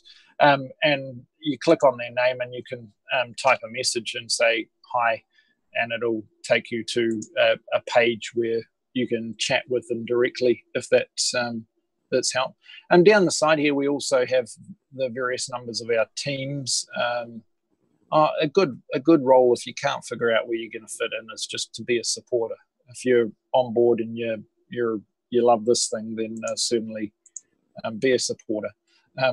So all the teams, at the moment there's 6 or so people on the helpful role, whole bunch of web team people, whole bunch of Facebookers. So there's and a whole bunch of tweeters on, steaming, video people, graphics people. We have a fantastic server. And it's everyone's very friendly, and there's always going to be someone on to help you if you. So it's very easy to do. Just to join UT4J work server, which is what this is you just type unityforj.com, where the 4 is the letter 4, unityforj.com/Discord, DISCORD. And if I can just put in a plug for the tweeters. Yeah, totally. We always need people to RT our stuff. We so appreciate it when you do that. And yeah, as many people as possible, RTing the Unity for J account or one of the foreign language accounts. We have Unity for J France, we have Unity for J Spain, we have Unity for J Germany. We would really appreciate it. And, you know, there's a lot of people who don't have a lot of time. Just doing a few RTs a day takes you 10 minutes and it's great. It helps. Yep. Yeah. Just hit that retweet button. Maybe not this one that says we're starting in 40 minutes, but certainly share it around. Yeah. Here's so I'm reading the chat messages. Here's one for you, Joe. Joe, yeah, did you see it, Joe? I read it. There's some very nice words about me. And yes, thank you. This is probably another one. I don't know. Oh, yeah, read it out. Joe, can you all share, all of us, can you all share your favorite experiences with Julian, please? Because none of us have ever met Julian. I don't know Julian. I haven't, but certainly, certainly I love some of his humor and his just way he handles. He's handled some difficult speakers and difficult people over the time. I think I probably first saw him early on in some of the internet party things. So yeah, it's fantastic. I've been following WikiLeaks since about 2009. And I started blogging about them in 2010. I'm involved simply because I have total support and always have since I started blogging about them for WikiLeaks and Julian Assange and what they've been doing. And I've never met Julian Assange. I don't know him personally. I have never met any of the WikiLeaks staff. I don't know them. But at one point, I did have access to the Stratfor files, which was very cool, and I was able to blog about them. Public access, Kitten? Well, that was before it was public. I just got this random email, and they gave me access, and I don't even know who it was from. But hey, I went with it, and I got a few blogs out on the Stratfor files, and yeah, it was really interesting. So what does that mean? Does that mean you have permission to quote anything from the files? Well, the Stratfor files had not been publicly released except to journalists. And can you say who Stratfor are? Can I say who Stratfor is? Yeah, Stratfor, I know who they are. Okay, well, Stratfor is basically what they call the shadow CIA. And the Stratfor release was the release that was provided through LulzSec. At the time, Jeremy Hammond. Who's LulzSec? I'm sorry? Who is LulzSec? Well, Jeremy Hammond was part of the LulzSec group, which was hacktivists. And he was, that's why he's in jail. He accessed the Stratfor files and released them to WikiLeaks. Oh. And he was caught Sabu was an informant and informed on him, and he was arrested and went to prison. How long is he in prison for? I believe I'm not sure. I think it was 10 years. It was an amazing. I mean, there are rapists and pedophiles in prison for less time than these hacktivists have than the prison time. Yeah, it's pretty shocking. It's just outrageous. And the CFAA is it's terrible legislation. It's poorly written. It can be literally interpreted any way they want to interpret it. So the prosecutors love it. but it's very, very bad legislation, and it's legislation that doesn't understand or reflect how technology actually works today and what role it plays in society and all of this. It doesn't understand it. It treats it in a way that doesn't make any sense. And the prosecutors are overusing it. And they're using it in ways I don't think it was intended to be used. So it's probably an example of that kind of legislation we were talking about earlier, Jill. You know, where you have this legislation that's written and gets misused. So anyway, the Stratford Files being the shadow CIA meant that they were very, very interesting. And one of the things I was looking for was this kind of state organized or targeted persecution of targeted people. Yes. That was one of my main reasons for going through the files. And there were examples in there. There were examples of their attitudes generally to social activists, which Cat Memer has been publishing lately. Yes, shout out to Cat Memer. It's Elizabeth Mueller who's on here often. She's one of the moderators, and she's been recently posting on Stratford targeting individuals. Yes. Yeah. But you were doing it some time ago, Kitty, before it was publicly released. Yes, my blogs are from 2010, 2011, 2012 period. But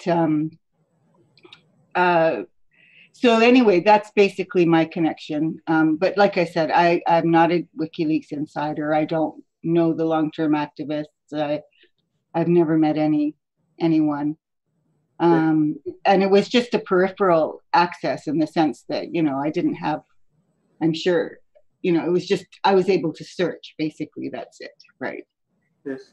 So, but it was what I needed to write. So that's the kind of thing. Great experience, eh? It was a fantastic experience, yes. I was so honored. I was so honored.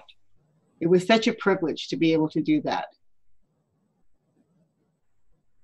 I can't, you know, I can't even,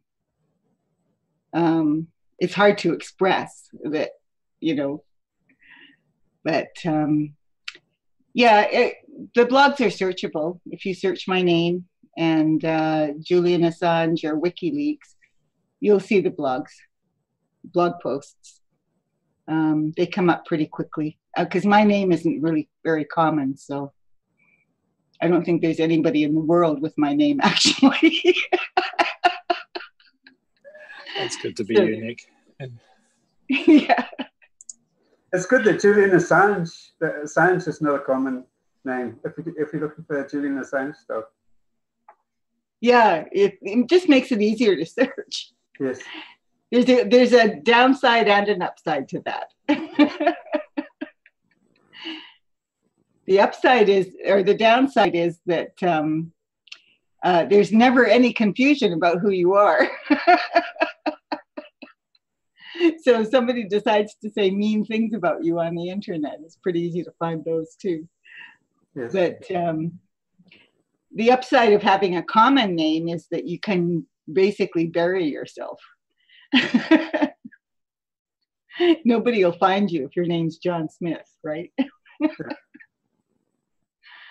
So we will have hopefully have someone on later who knows Julian. Kieran describes himself as a friend of Julian, and hopefully Emmy, if you're listening, you can come on too. You've also talked with Julian. Personally, I'm a newbie, and I've never had anything to do with Julian. I think Susie Dawson probably attracted me to this movement at the start because we were working together on the Internet Party. We were running for Parliament as the Internet Party. Susie was the party leader at that time, and I was the candidate. And Susie got very active on trying to help Julian, and I was attracted to it, and by now I just realized the importance of it, and so I think it's something important to do, isn't it? Because the one side of it that you mentioned, Joe, is that they're doing terrible things to Julian. He's been detained, arbitrarily detained for 8 years without trial in the heart of London, which is an incredible thing to do to anyone. And so that's one side of it. And the other side of it is the importance of Julian Assange and WikiLeaks. They're not just detaining anyone, they're making an example of him because Julian Assange is so important and WikiLeaks is so important. They're probably the most important organization for dissuading public officials and from being corrupt, because they know that if they're corrupt, it might very well appear on the WikiLeaks file what they've been doing. And so that's why WikiLeaks and Julian Assange are so important. And Julian Assange has the additional importance, as we were discussing earlier, that he's a wonderful analyst, social analyst, and describes what's going on in the world. So I think Susie attracted me to this movement initially, and then I've really come to appreciate the importance of it. But so none of us on at the moment have ever met Julian, but we just appreciate the importance of it, and Kitty in particular has appreciated that for a long time.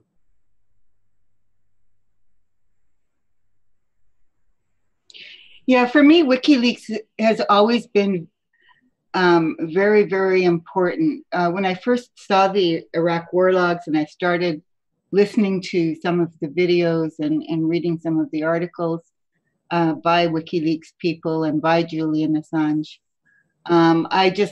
it really touched me that this was such a timely thing. And for me, it was a total game changer. As far as I'm concerned, WikiLeaks is a total game changer for the new millennium. And it is because transparency is probably one of the key issues. We have a situation where so much is being hidden from us, and it's becoming more and more, or it has been becoming more and more obvious as the millennium started, that when WikiLeaks did this, it was like, oh my goodness, somebody is actually addressing this horrible problem.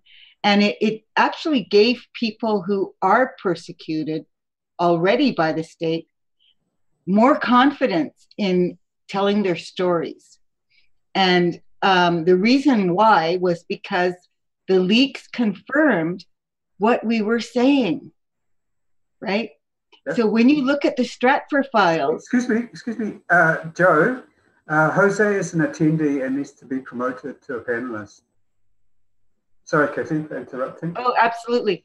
So when you look at the Stratfor files, it confirms that there are organizations that are state-sponsored or are part of or contracted out to target people who the state wants to have targeted. And using private corporations gives them plausible deniability. So the Stratfor files proved that people who were saying they were being targeted really were, had an actual case. There was something that actually corroborated it, you know. So my goal when I was going through them was to try to get corroboration for individuals. So a lot of what I did, which did not get published on my blog, was to look up names and people that I knew and situations that were suspected of getting people targeted. And there were interesting things that came up. I didn't find the specific ones that I was looking for, and it may simply be a question of timing, or it may be that it was another private contractor because these contractors have actually been around for a while. But there were really big ones that came up. Bhopal came up. Monsanto came up. You know. Stratfor was helping them. Monsanto. Yes. Yes. Stratfor was involved in persecuting activists. Oh, and I know what Bhopal is, but can you explain it? Bhopal was a chemical leak, I believe. I don't remember very clearly, unfortunately. In But India, it was, right? there was a leak, I believe, that occurred, or an explosion, or something happened. And there were a lot of people who worked in the factory in India who were permanently injured, suffered blindness, as well as other injuries. But I'm really sorry, I don't remember the details and exactly what happened or which company it was. It was Union Carbide India. Union Carbide, thank you, yes. I just have I'll just flash it, the Wikipedia page for it. Oh, excellent. Yeah, I'm sorry, my memory's weird. But over 500,000 people were exposed to the gas. Okay. To a poisonous gas, 500,000 people. The official immediate death toll was 2,259. So thousands of people killed. So this was an incredible disaster. Yes. Yeah, okay, so that's background. So it was a terrible disaster in India, and people wanted compensation and things cleared up. And what you're saying, Kitty, is that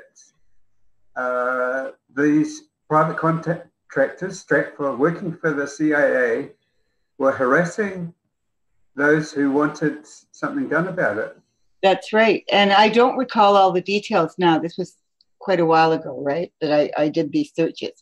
So I would, in order to explain what they were doing, I would have to do the searches again and pull up the emails and, provide the details. So I'm sorry, I can't do it kind of off the top of my head because it was too far back for me to remember.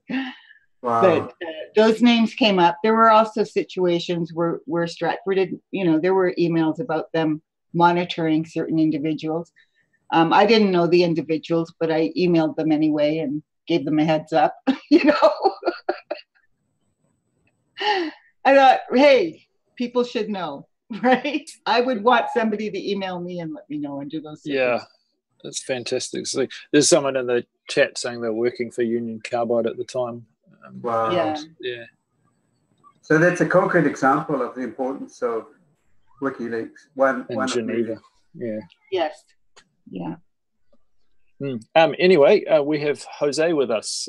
Fantastic to see you along again, Jose. Hi, Jose. Welcome. Hi, Jose. Hello, how are you? I just got back from Quito about an hour ago or so. So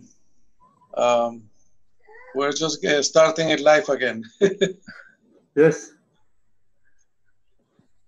Yeah, you've been tweeting some interesting things out, Jose. Yes.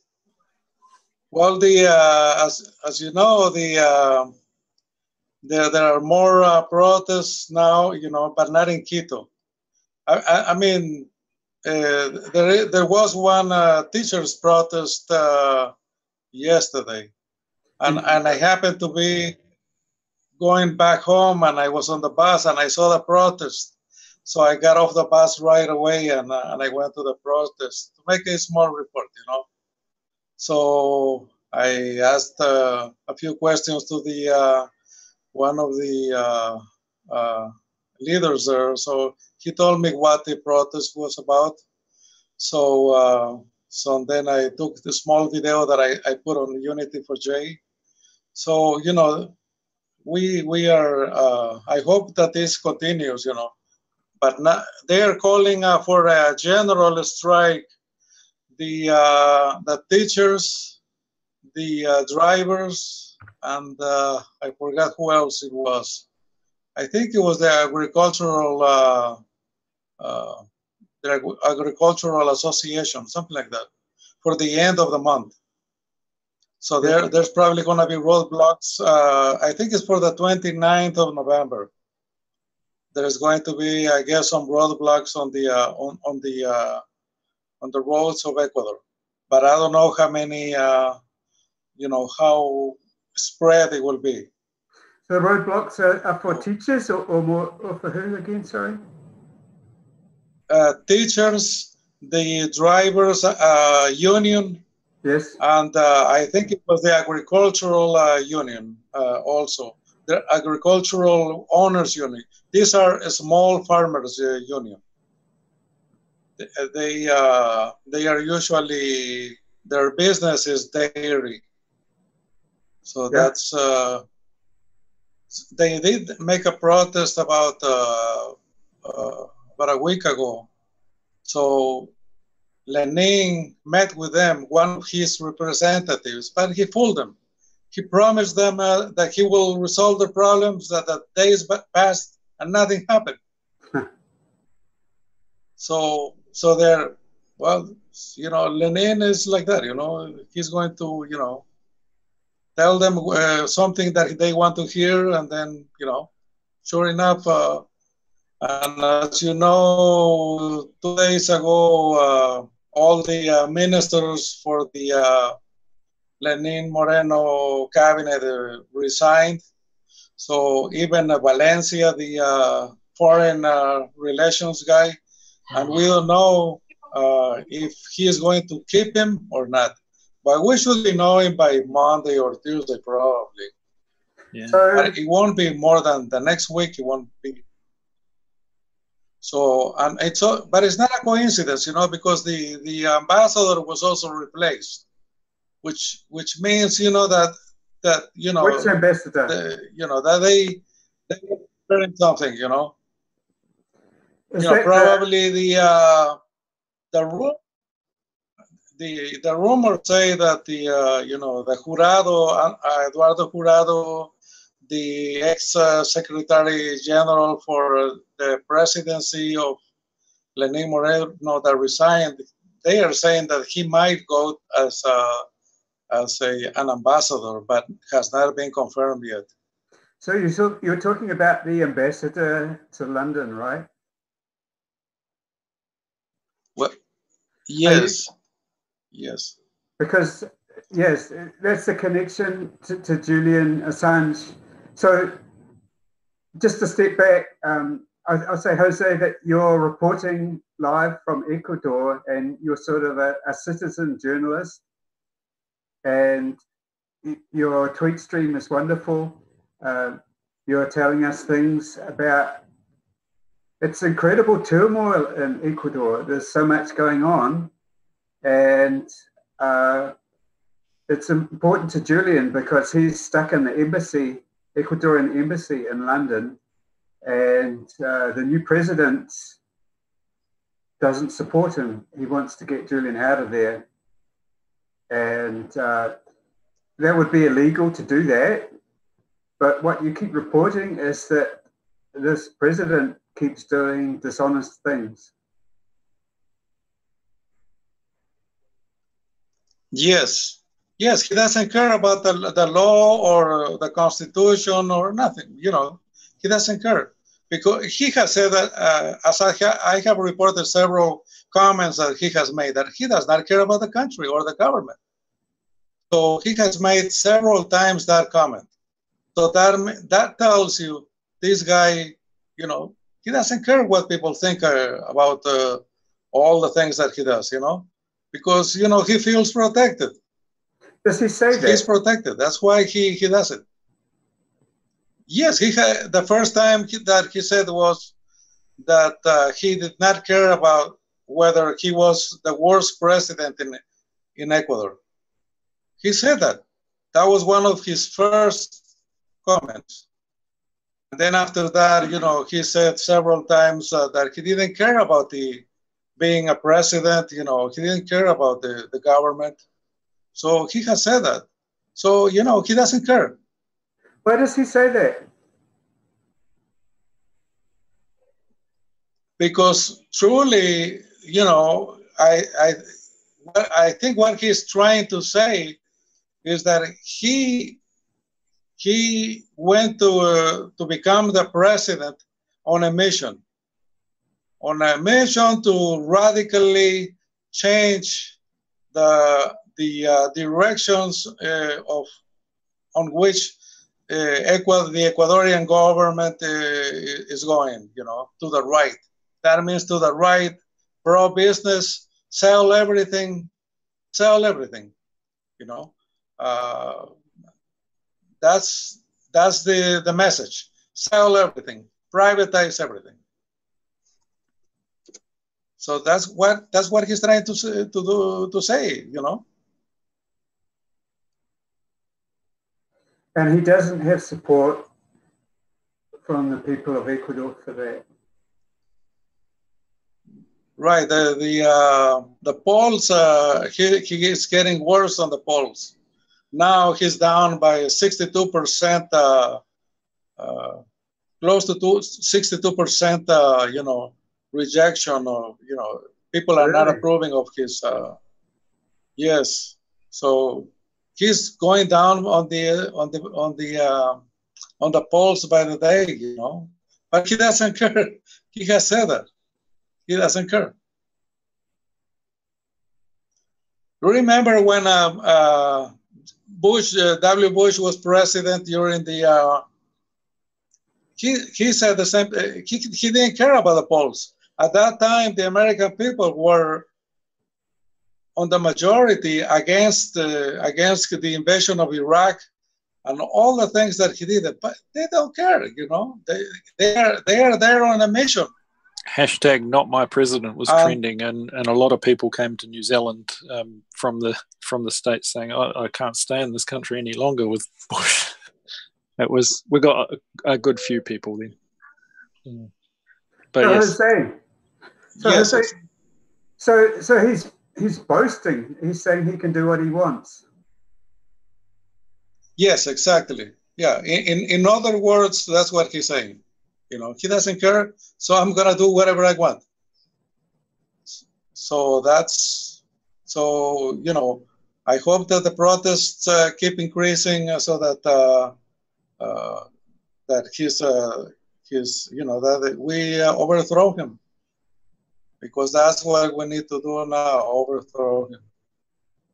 We cannot accept such a person as president.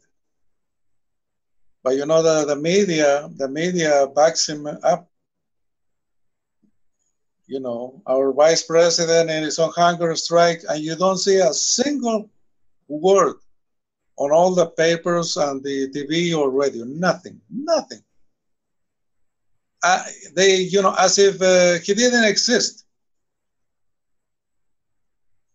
Yes, it's. So, can you tell us? I already know, but so it's day 35 of the hunger strike. Your Twitter is wonderful. I'll just show, because you keep posting. Can you tell everyone who might be new to the stream about Glass, who Glass is? You said it before in previous sessions, but if somebody's new. Sure, I understand. Yeah. Yes, the Lenin and Glass won the presidential elections in 2017. So Glass became president of Lenin in 2017, and am I still online? Yes, I'm just sharing your tweet, but we can still. Okay.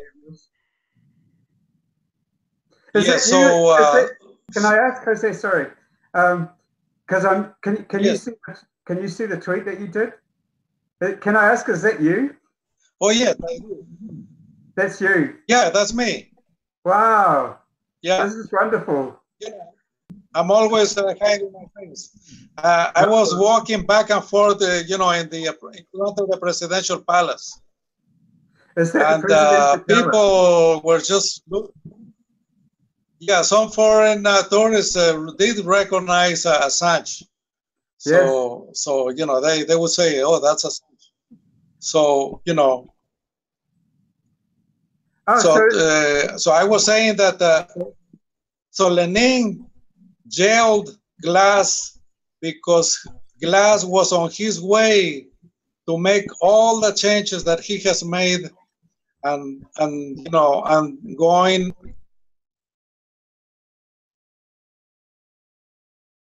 Oh, what happened? He's gone. I think we lost him.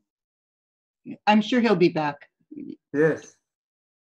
He just probably just a bad connection. Oh, this is wow! That was incredible. Yeah, hopefully he comes back in.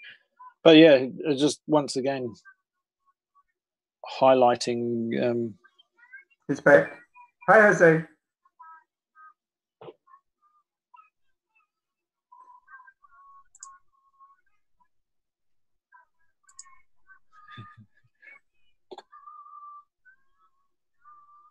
Hello. Welcome back. Cut off. Yeah. So to finish the Glass story is that Lenin wanted Glass out of the way to make all the changes that he'd made and take the country to the right, and so that's why he put him in jail. He fooled him, and he put him in jail. So he's now back in hunger strike. So at the beginning, he put him on a prison that was close to his family and his lawyer. And, about a month ago, he took him to a high security prison where it's full of criminals, terrorists. It's terrible. So that's the story for our vice president. And is that when he started?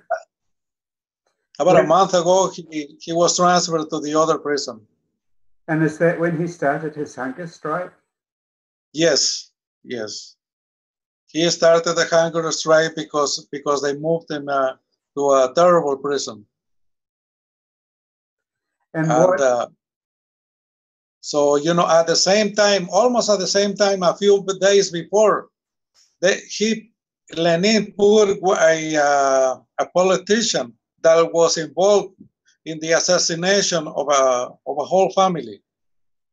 So when Correa was president, this politician, he was involved in illegal business deals. So he had a problem with a woman, and so he sent killers to kill her family, her husband, her, and her small boy. So they did the investigations and they found the links, and he was sentenced to prison. But Lenin came and he set him free a few days before Glass was transferred to the other jail. So that guy is free now. Wow. So a convicted murderer was set free by the president. Yes, he was freed by the president. You see, the United States, I think, had a hand on him in here because that guy received a visit from a Miami exile. He's a CIA agent. Everybody knows that. So he says he's a writer, but he's a CIA agent. He's a Cuban exile from Miami. So he came to visit him, this assassin, political assassin. Now he's running on the streets free. Well, that's what we have a dictatorship, you see. In dictatorship, we have, you see, these sort of things. But you see, Lenin Moreno is worse than the military dictator that we had in the 60s. He's worse. than that. He is worse than that. Because at that time, the dictatorship was kind of a nationalistic, you see. So they didn't do all these terrible things, no. So yesterday, for example, the TV channel TBS he closed it down because they had a program with young people that were criticizing daily the government of Lenín Moreno. Yeah. Joe, Emmy has come onto the Discord and needs to be promoted. Yep, I see her there. Awesome. Hi, Emmy.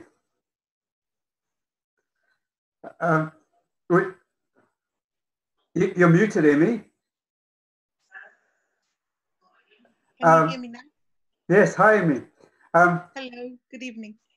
Good evening. Yeah, wonderful to have you on here. Thank you, Bruce. We've just been talking with Jose Rivera, who's reporting live from Ecuador. It's wonderful to see your photos, Jose.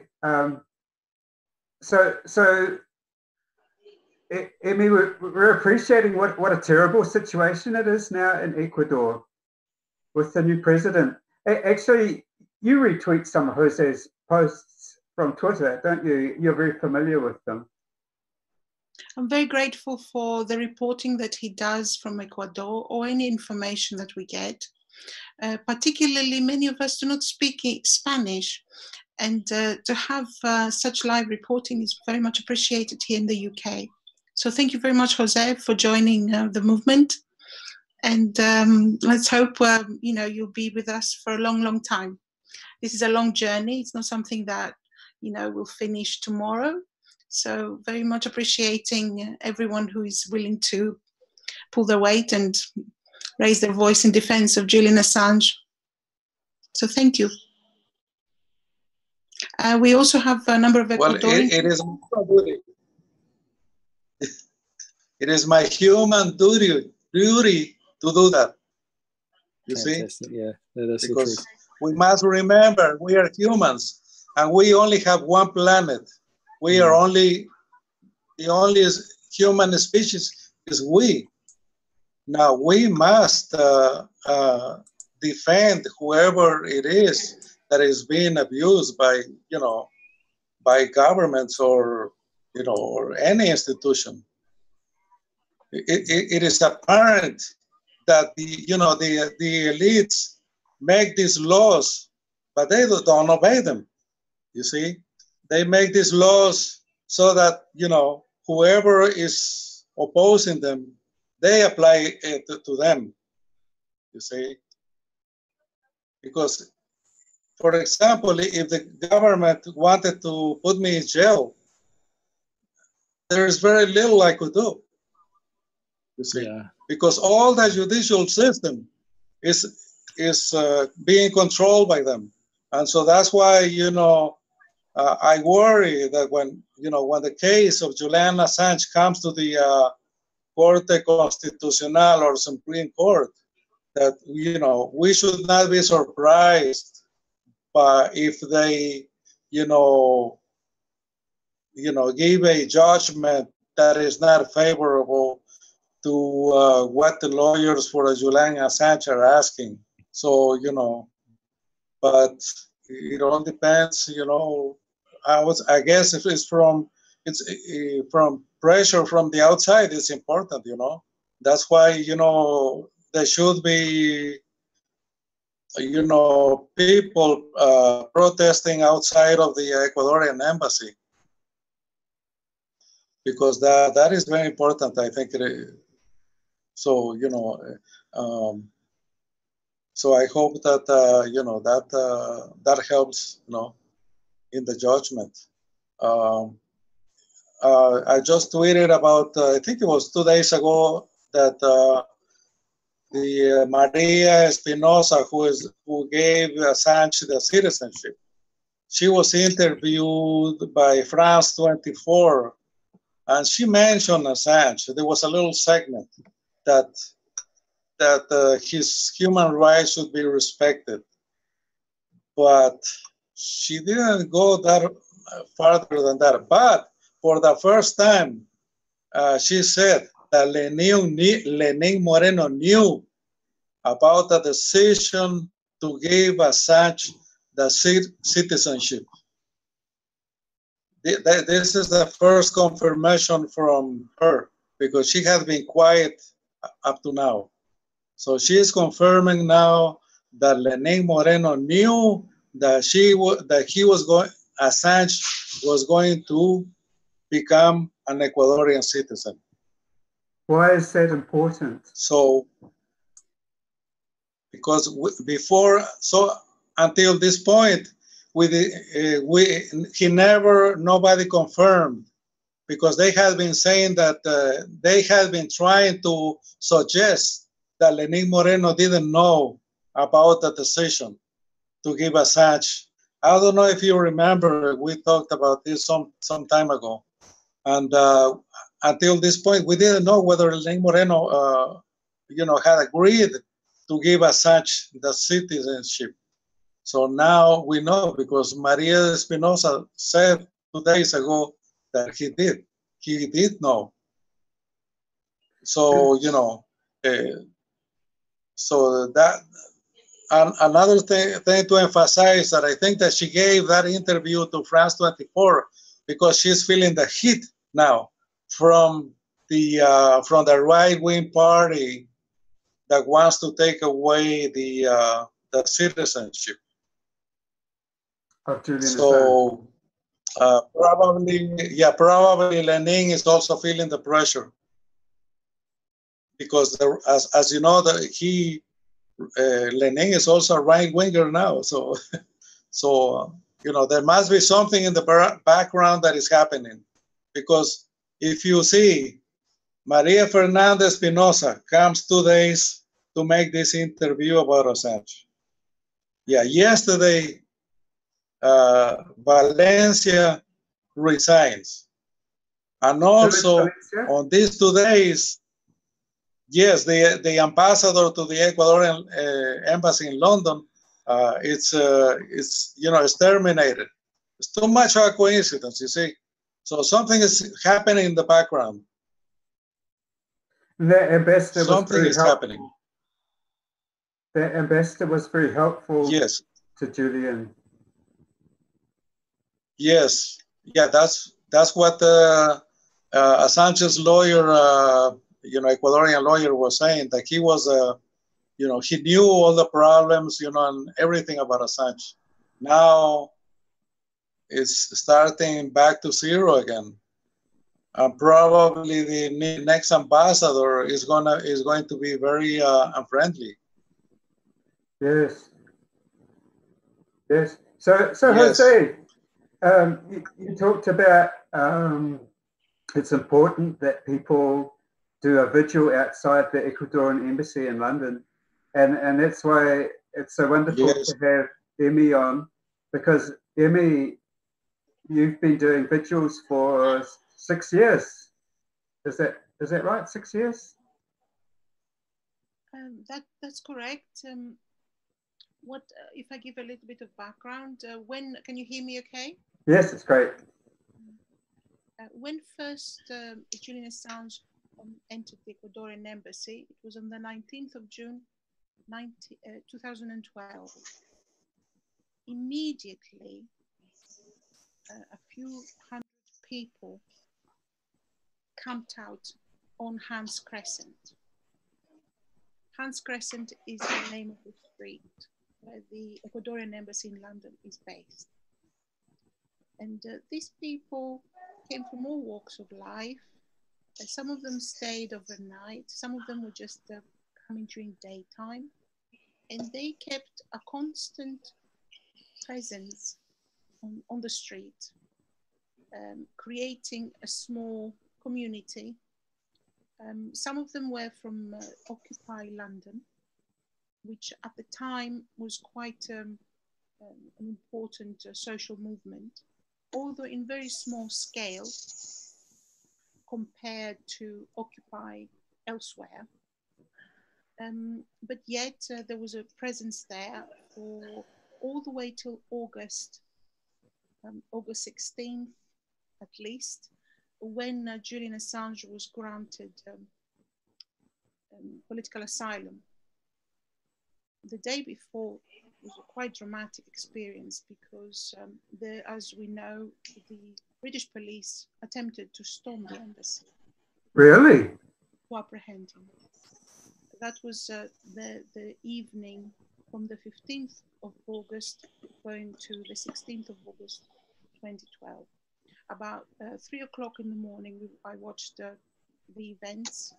There was a very large number of Metropolitan Police officers, about 120, who circled the area, and about 50 of them were in the vicinity, and then several of them entered the building. Not the actual embassy. The embassy, you have to understand, is no more than a large apartment on a very large Georgian block of apartments, about 13 of them. And in one corner, you have the Ecuadorian embassy. On the other corner, you have the Colombian embassy. And the rest is private flats, mostly empty. The 15th of August 2012, we witnessed some very dramatic events, first of all online. And then the following day, as many of us as we could, we joined on the 16th of August, awaiting the decision, awaiting to see what's going to happen. Because although the British police were ready to invade the embassy, at last minute they received instructions not to enter the actual embassy. So I think there was a political struggle within the British establishment at that precise moment about how to proceed. Obviously, the way they perceive themselves is very interesting. I think the British pride could not possibly tolerate the small nation like the nation of Ecuador, just a few million people, not a wealthy country, was willing to raise its voice in the protection of human rights. And of course, very much it was the government of Rafael Correa, as we now know. They did raise it, and they did push themselves forward, giving the example to in the protection of human rights, and extended the hand of friendship to Julian Assange and protected his life and his work, for which they have paid a considerable price financially, politically, but at the same time they gained international recognition, they gained respect, they wrote a golden chapter in the history of Ecuador. At least this is what the world perceives the case to be. And of course we've got Jose here, who perhaps would like to give us his perspective. But it put Ecuador very much in the map and attracted international attention. And we now see that the goodwill of the world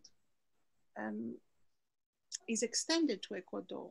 I mean, look at the fact that, as you mentioned, Mrs. Espinosa, I believe her name is now the chairwoman of the National Assembly at the United Nations. So it's a remarkable achievement for a small country like Ecuador to be, holding this position, a position that has been elected position. So Ecuador has shown the lights, has shown the way internationally for human rights and has been rewarded.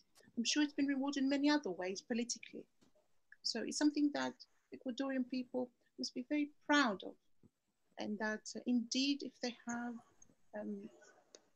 sort of stood up their voice and their political pride, if you like, their sovereignty and the national pride in protecting and extending the hand of friendship to a publisher, they have at the same time paid some price in this tug of war, which politics is in the international arena, but at the same time they've reaped benefits.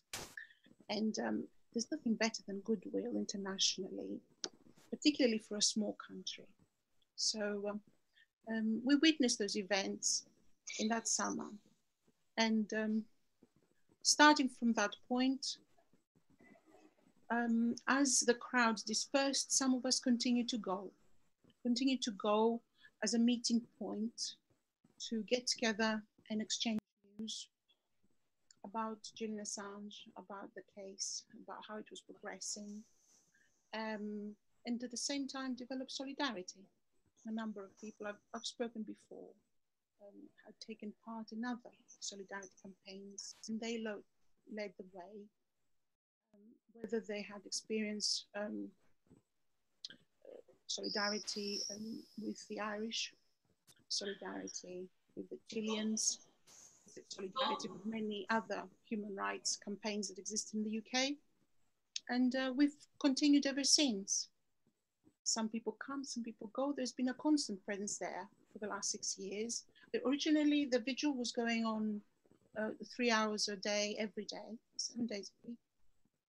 Again, a small core of people, but loads of people coming and going. And then eventually it became 6 days and 5 days and 4, and today at the moment is 3 days as a standard. But of course, at the same time, the last, I should say from March, as Julian Assange lost his ability to communicate with the world and the tensions have risen, everybody's gone on the alert. This amazing movement started online, Unity for J, which I'm very grateful for, very, very appreciative of everybody pulling together to provide a platform for people to come together, but also these amazing videos.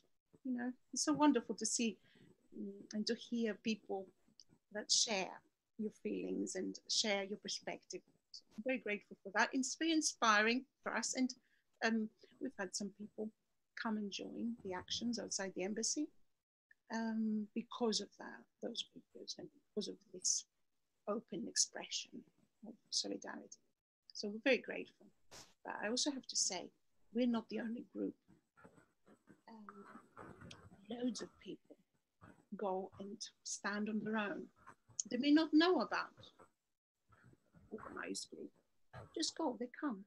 They pay tribute to a man who's done so much.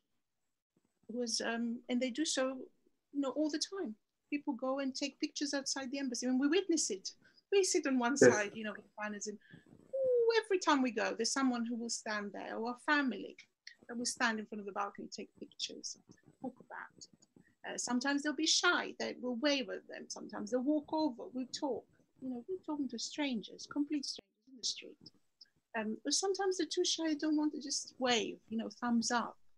It's an extremely interesting experience, very, very important, very interesting, and that's why we keep going.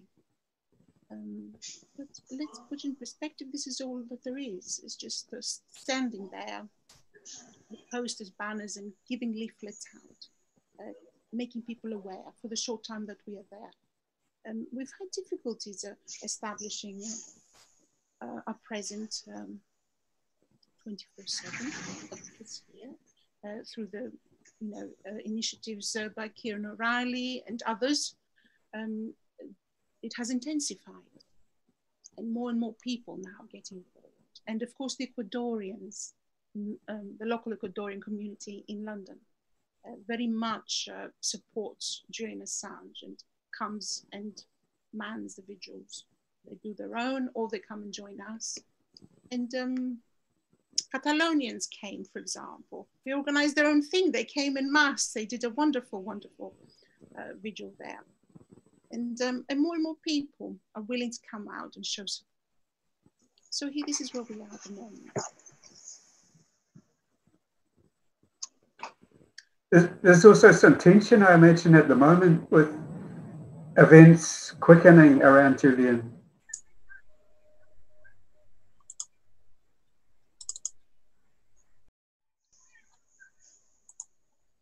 Allegations that he has been charged, although we have been suspecting it, it's now confirmed. And of course, there's a court case coming up soon to put it all out in the open as it should be.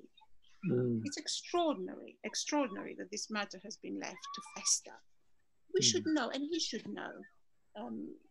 It's extraordinary that a grand jury exists in the world of a Western democracy. Here in this country, in the UK, there used to be grand juries, but they were banned. They were abandoned legally a very long time ago in the process of negotiating between the people and the monarch and trying to find some kind of, a walking towards democracy. It was conceived that it gave too much power to the state to have these secret grand juries and investigations going on for a long time. But in the America, in the United States of America, it has not stopped. So it's extraordinary that this thing exists. I'm very pleased that some of the matter, although of course it's also a shocking thing. I think for many people it's a shocking thing because they didn't believe that he has been indicted. I hear some lovely noises in the background. Yeah, who is that? Sorry, the kids are awake now. Lovely. So so we see since the, as usual, the curtain has dropped and we can see what happens. Indeed, there are, of course, that people within the media world must feel very, very nervous indeed. They finally will have to grapple with the issue of press freedom and what do they really want to happen in this case. Where do their interests lie? Literally, their interests lie as professionals. Once upon a time, there was a trade union movement that fought the corner of various professional people or workers. We have seen a decline, very much a decline in that movement, but we still have professional associations. We have also, circles of influence. What do they want? Do they want suddenly to find themselves in the same situation as people who act, who are engaged in? I have to leave for 5 minutes, okay? In countries like Saudi Arabia or Turkey, does the US professional? I have to leave for 5 minutes, okay? Yeah, that's great, Jose. So I think they'll have to take a stand in this issue for Julian Assange and WikiLeaks, but also very much for themselves. Yes. As professionals, particularly in America.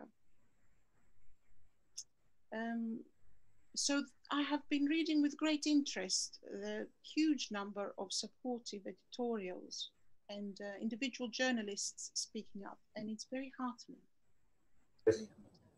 Of course, absolute transparency in the matter is extremely important because we have seen, and we got an education out of it, we have seen how legal processes are being abused in order to keep this man trapped in that embassy.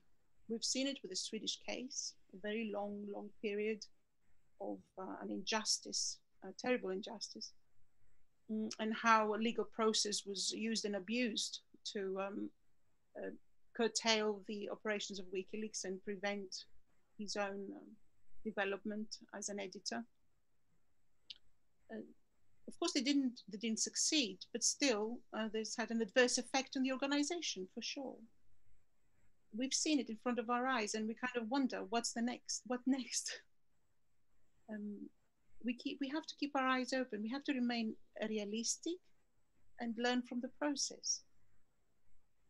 But absolute transparency in this matter is very important. So I attended this week a tribunal here in the UK together with some of the regular people of the vigil. Stefania, is that Stefania's?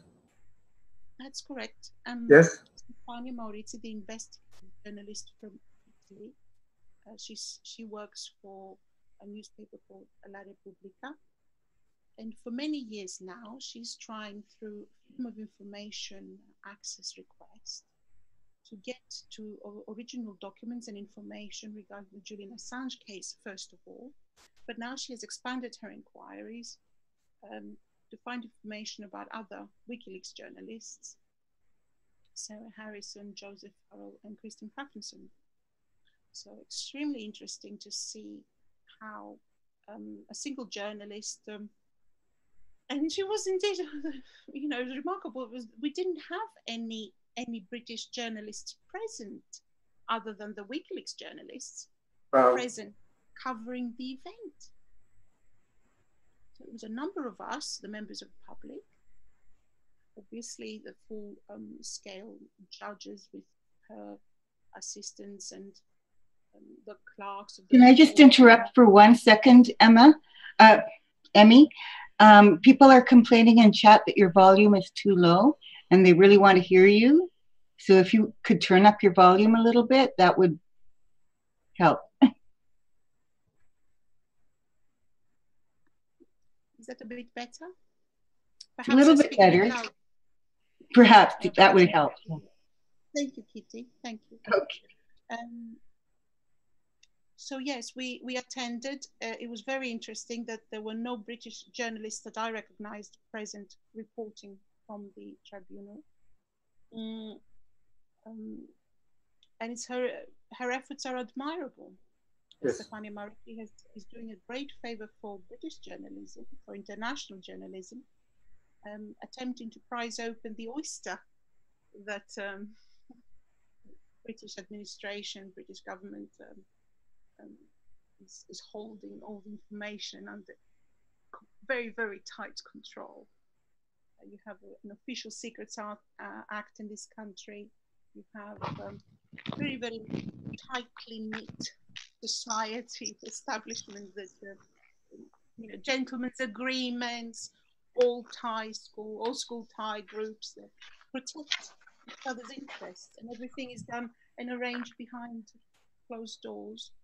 So she's actually trying to use the avenue of freedom of information to get information. It's wonderful. And was she speaking herself? Because I know that like Jennifer Robinson was there as well. She has a powerful legal team backing her, doesn't she? Absolutely amazing, yes. The barrister who was leading her case, Estelle Dehon, was remarkable. I found extremely interesting because, of course, this is a very high level legal process, and the language sometimes can be prohibitive in the public understanding the proceedings. But she was extremely precise, and her reasoning was very easy to follow, apart from a couple of points where she was referring to law and paragraphs of law. You could get lost, perhaps. But overall, I would say her reasoning had such clarity. It was a beauty to hear her talk and fight her corner or put across her motions. It was wonderful to experience and to be there. And of course, for me and for others present, it's a joy. It's a joy to learn from following the case. So from one hand, of course, it's a matter of solidarity for us to be there. On the other hand, it's extremely interesting to witness these events and learn from it. Excuse me. Some questions in chat for Emmy. Bruce, perhaps you could read them out. I'm going to be adding another one as well. Okay. So Emmy, Stephanie Massilia asks, Emmy, do you see an increase in police activity around the embassy? That's thank you very much for the question. It's often neglected, the fact that the police is very much present, always, all the time. The first, from the June 2012 to October 2015, you could actually see the police because they were in uniform. And they were placed in particular locations on a 24-hour, 7 days a week, 24 hours a day. You could see them. Now, since October, they've removed the overt surveillance. That means the uniform police. But the Metropolitan Police made it very clear that the covert surveillance has been increased. What does this mean? Well, we don't know exactly, but we know that the police is very much in presence at all times. And we've had indications. When we arrive, very soon after, there might be a police vehicle coming by, waving, you know, so to speak.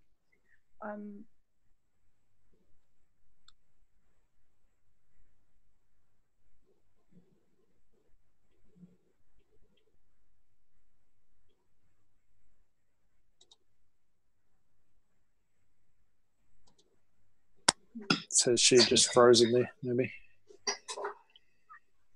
Yeah, so that's quite a good point. The fact that police are obviously very aware when you arrive and when you leave, even if they're not present there at the time. They're obviously monitoring it quite closely. Yeah, so Emmy's dropped out for a second, having some technical difficulties. We're very privileged to have Emmy and Jose here.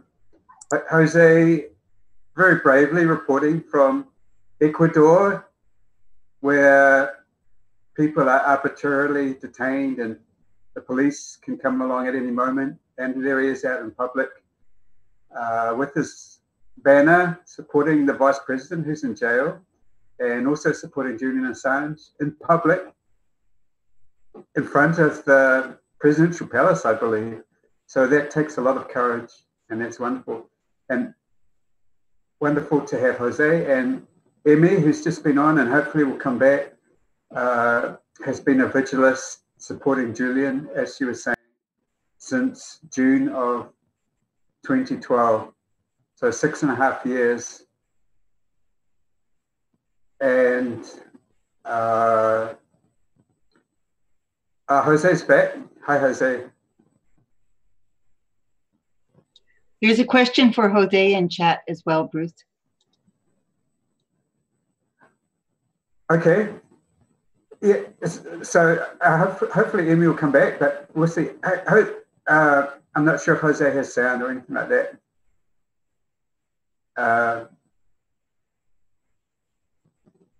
So we'll see when Jose talks, and we can talk to him. Hi, Jose. Hello, how are you? Oh, good, thank you. So Emmy's just dropped out for a minute, and people are asking questions in chat of you. Can you read it? Oh, I'll read it. So Stephanie Massilia asks you, Jose. Oh, no, that's for Emmy. I'll read out the question if you want. The question for Jose is, can you comment on the U.S. aid ship visit?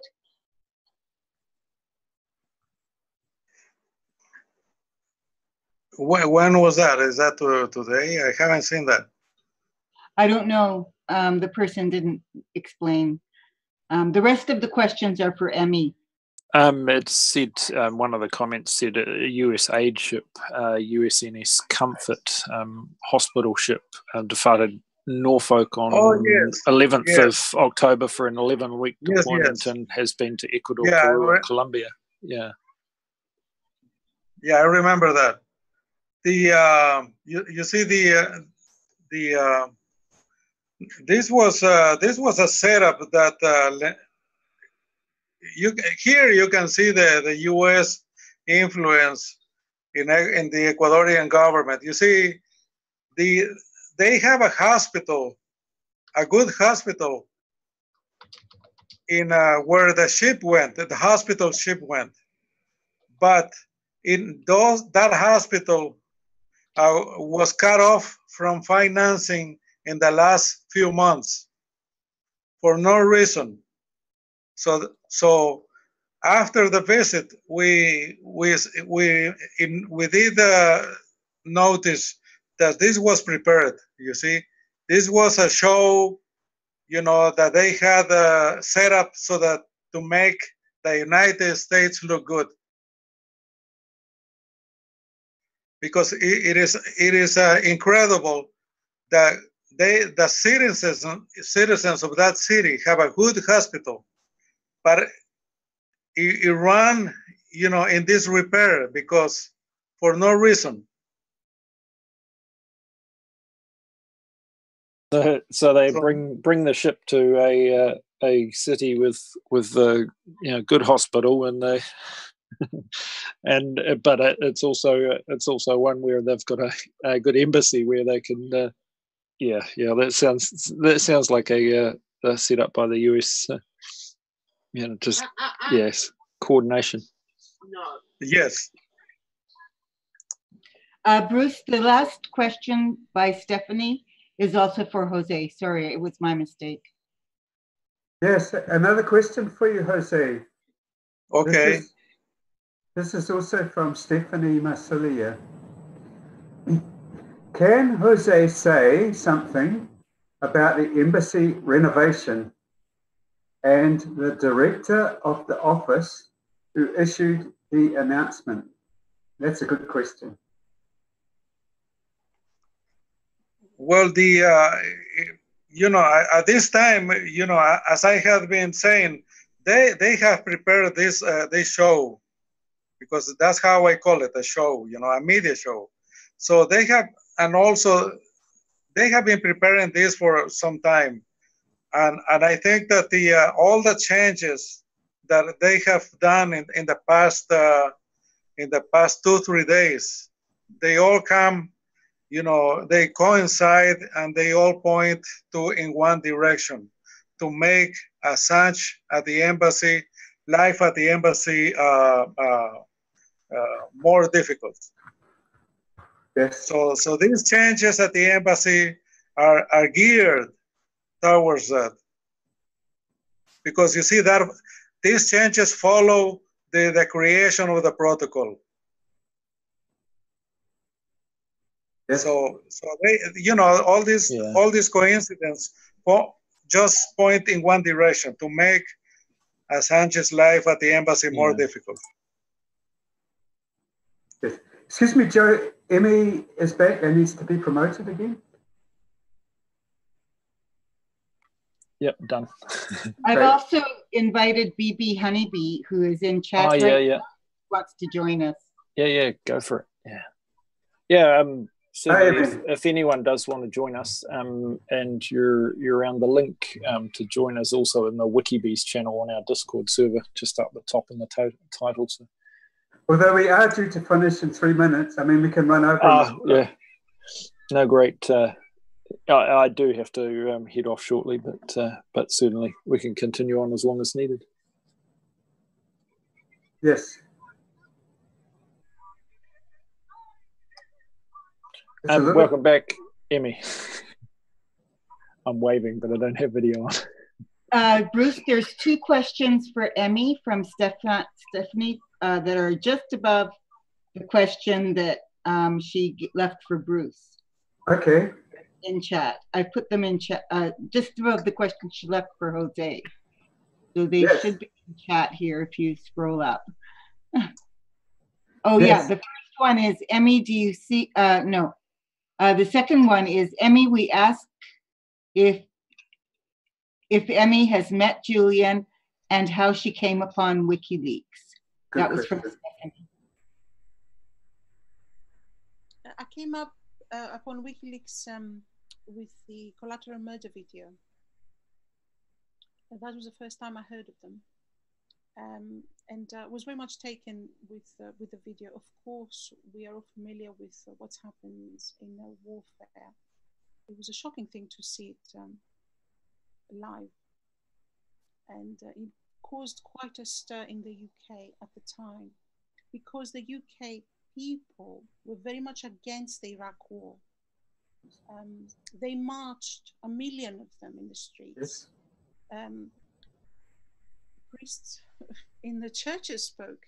The Archbishop was against it. All levels of society were not keen for that war to start. Yet Tony Blair took this country to war. And when we saw all these years later the helicopter gunship, it woken up a lot of the feeling that people here had against that war, and full understanding of the consequences of what had been done to that country. But it wasn't till he was himself arrested in the UK, and there was a media frenzy that I felt I have to look into this and see what is this all about. And I was drawn to the revelations of WikiLeaks first. And as my interest was engaged, slowly, I became more interested in what was happening to Julian Assange. The two are intertwined. I don't see any difference between the operations of WikiLeaks. It's very much his brainchild. Philosophically, he has thought about it. He has had the dream of it, and he has materialized it. He's a Renaissance man, you know, something that he has offered, something new. He has offered something new, intellectually, technologically, and he even made it happen. Because a lot of the time, an idea is wonderful. Someone writes a book and it stays in the book. And a few years later, someone is inspired, takes it and makes into reality. Actually, here we have someone who not only dreamt of this idea, he actually technologically put forward something that made it possible. And he was able to inspire people that helped him materialize it and make it a reality. So all in all, a Renaissance person. So extremely interesting to follow. And of course, the material that's been coming out has been an absolute gem for anyone who has any interest in politics, diplomacy. So yes, it's been a fantastic journey for me personally since 2010. And anybody, I really encourage people to follow the case. They will only enrich themselves in the process. And it doesn't matter if you are highbrow, lowbrow, man, woman, you know, there's loads of things that you can learn and enjoy. So I encourage you. I think it's been an enriching journey for me and for many others that I have met along the way. So we continue. Yes. So you've only, Julian's been inside the embassy this whole time, hasn't he? But you've been invited in, haven't you, and talked with Julian? He has, as we know, hundreds of people have been to visit him. Hundreds of people have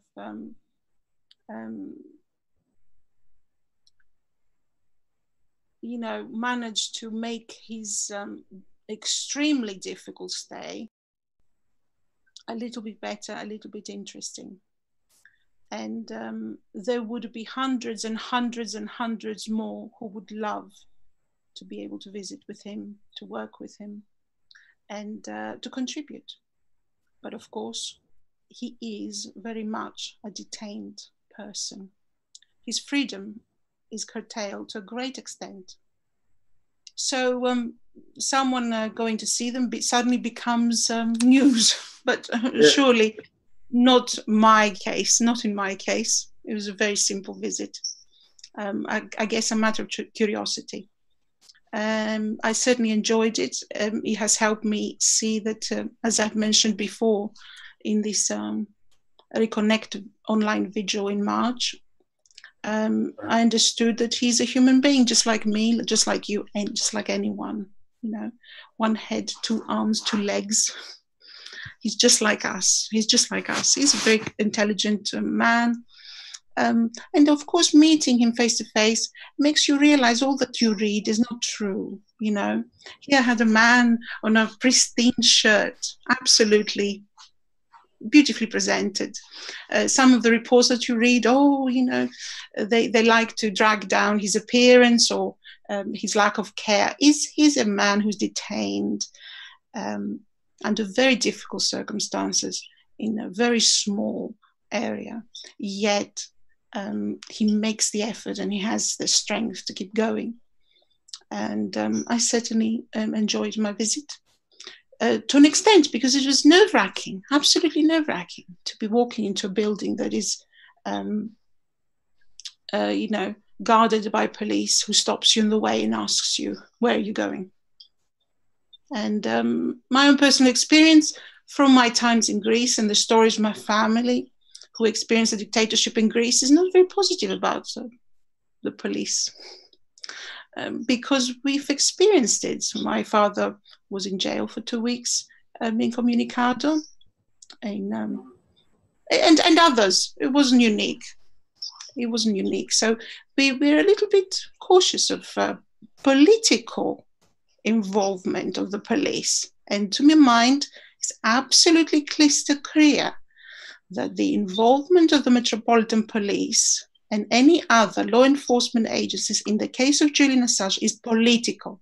Yes. And when the Metropolitan Police and any police enforcement in a democracy interferes politically, is wrong. It erodes profoundly the individual human rights. There's nothing more forceful than the power of the state as expressed through law enforcement. And it shouldn't be there. It shouldn't be there to people who exercise their right to work and to education, to publishing the truth. It shouldn't be there.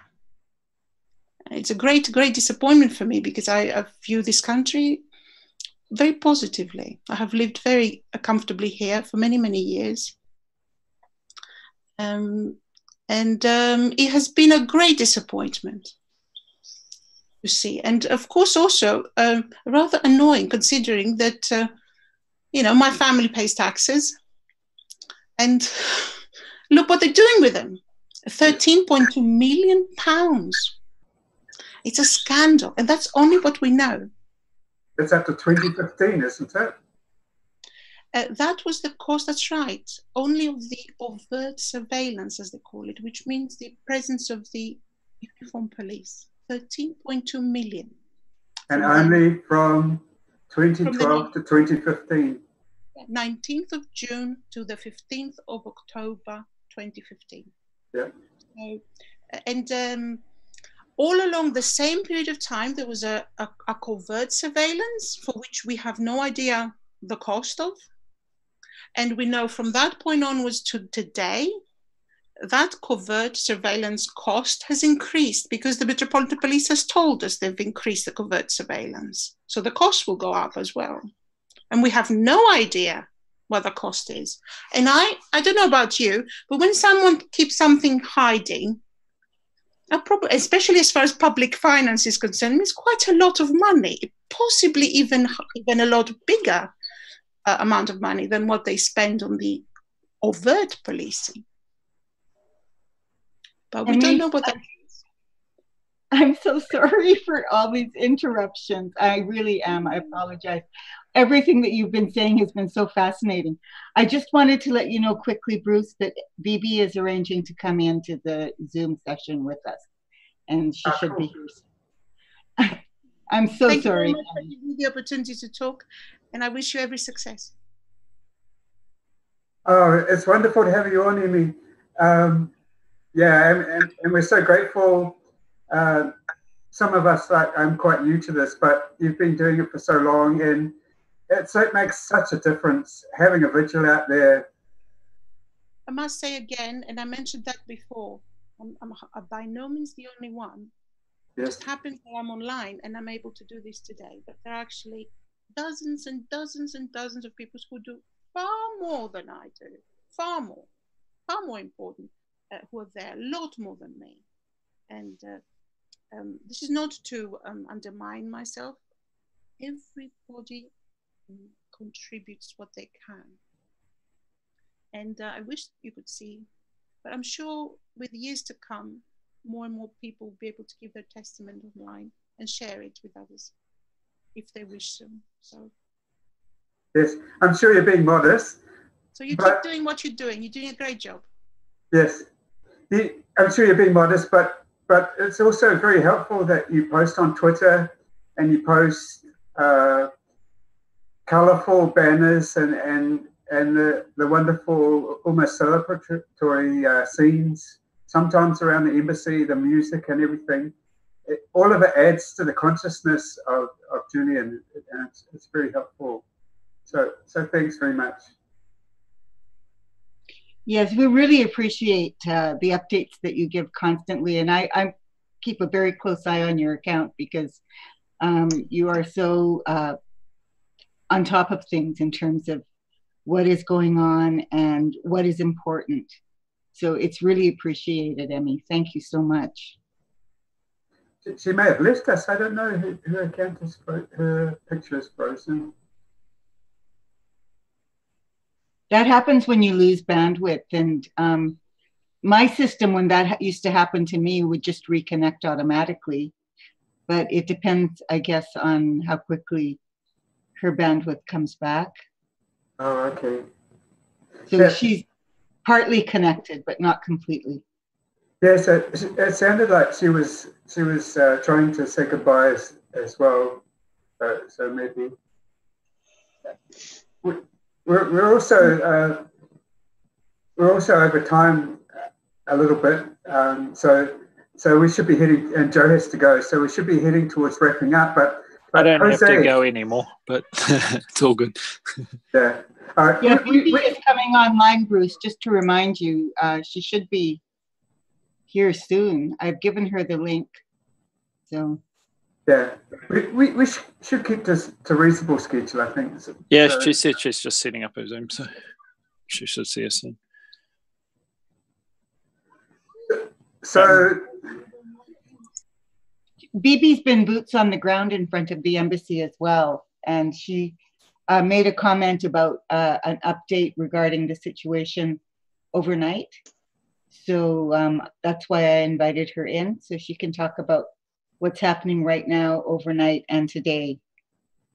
Oh, okay. Which is what Kieran was going to do, but he hasn't been able to connect. So she works closely with Kieran. Bibi does, yes. Yes. Yeah, Kieran. Oh, getting some notices.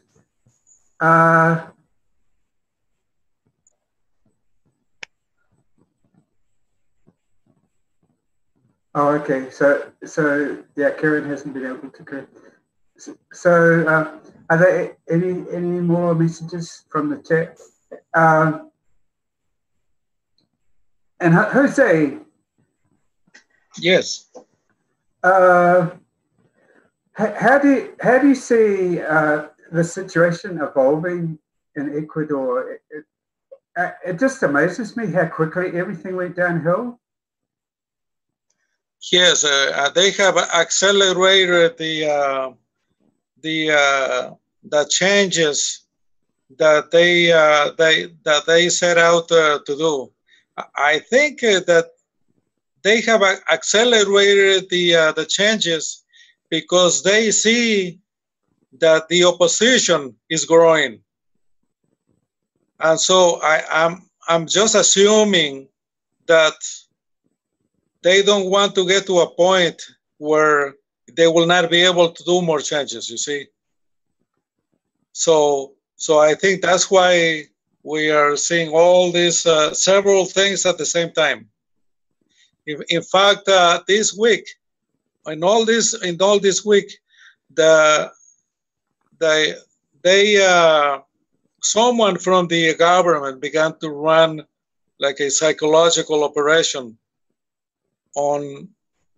They want to set up in Ecuador the right to bear arms by all citizens. Huh. So this has never been done in Ecuador, you see, because there was never a need for that. So they began showing videos of, assaults on the street. In fact, this week they showed a video on two motorcycles that two guys got out of the motorcycles and assaulted a person, but in an area where there's a lot of people and a lot of traffic. So So they show that on the social media, and plus other videos. But they link as soon as they show the videos, they appear with comments. You know, we should have weapons. All of us should have weapons to defend ourselves. Wow. So they want to make a law that will allow all citizens to have guns.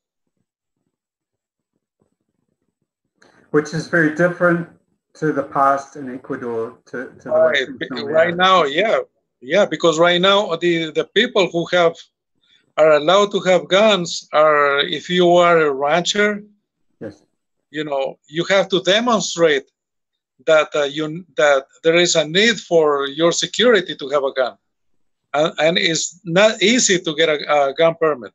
It's very difficult and costs a lot of money.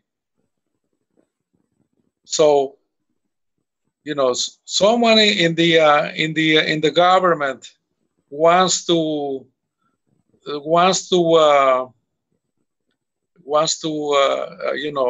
make a law for having guns. So, you know, so we've been fighting them too. So we are fighting here a lot of people, because it's like they are doing that warfare technique that you attack from all sides massively. Yeah. So, yes, that's what they are doing. So, you know, when you're in the middle of it, you know where it's coming from, you know. So but if you are on top of it, you know where it's coming from, and you know how to fight them back, you know. So I think they didn't have a good response from the people in social media. So you know, yes. So you know, we attacked them back as soon as they put out those videos, because we knew what they were wanted. Is that Facebook and Twitter? Yes, in Twitter. I did make a. Remember that someone asked me about what social media do young people use here. Yes. And I was asking in Quito questions about young people especially, and they told me, now the Twitter, they don't use Twitter. They use Facebook and Instagram. Okay. Yes. Yes. So Twitter, I guess Twitter is just the the guy. We use it because, you know, it's a faster way to respond, I guess. Yeah. And it's easier. It's more Twitter. I think is more open to more people, you know, instantaneously. That you don't need an invitation, you know, a special invitation to, you know, be in one place, you know. Yes. So that's basically that's the latest thing they are trying to do. Make a law for everybody. That would be terrible. Can you imagine? That would be terrible, because people are not used to having guns here. Yeah. And with a permit, there would be a lot of people getting killed. Yeah, that's the US situation, isn't it? Yes. Jose, I mean, yeah. I'm sorry. Continue. There's another question. I'll wait until you're finished. Sure, you go ahead. Okay. The other question is, could you comment on the concept that more and more people around the world are coming to recognize lawfare, or in other words, war by other means, namely through corruption in the courts? Yes. You know, there is a term here that is beginning to come out, that I'm using it too, that is called judicial, I forgot the other word, extortion, judicial extortion. Because that's what government, yes, that's what Lenin is doing. He's telling, you know, people, well, you know, if you don't if you don't become my witness, I will send you the prosecutor to investigate all your accounts, and that's what they are doing. So we are using judicial extortion. Yes. Because all these lawfare cases, that's what they do. They threaten you, that they are going to investigate you, and that is an extortion. Yep. Yeah. Jose, you talked in the previous WikiBees about the terrible problems with the media, and I just wanted to say that I got some background information on that. There was a wonderful interview between Julian Assange and Rafael Correa in 2012. Have you seen that interview? I think I saw it several years ago, but I remember a little of it. Yes, because in it, Rafael Correa talks about his efforts to change the media and what a terrible problem it was already back then. So actually, I'll just show you it for a second. It's online. Yeah, I'm sure if I look for it, Yeah, you can see it there. It's just Julian Assange. Yeah. It's from 2012. So anyway, that was helpful to me to get some context for you were talking about. He was already aware back in 2012 about the terrible problems with basically the corporate media who were controlling the news flow that people saw. And he was making efforts to, he had a plan where a third, he divided it into thirds, where a third of it was private media, a third of it was government media, and the other third, I think, was public media, was where he wanted Ecuador to be. So that was in 2012. And so how successful was he after that, Correa, in changing the media? Well, he created the communications law, which basically told the news media, you cannot lie, yes, you cannot manipulate, you cannot destroy the reputation of a person, using the media. That basically that's what that communication law is about. Yes. Because you see, one thing is to have freedom of, of expression and freedom of the press, but it has to be, that freedom has to be with a framework of responsibility. Yeah. Yes. You cannot use it as a weapon, and say, like they lie now about Assange. They say all these things that are lies, and I don't call that freedom of the press or expression. I think I call that freedom to propaganda, injure some using the media. Well, yeah, defamation and yes, slander, which is seen as news. Even just a headline that is slanderous or telling the wrong story gets seen by thousands and thousands of people, and it's seen as truth.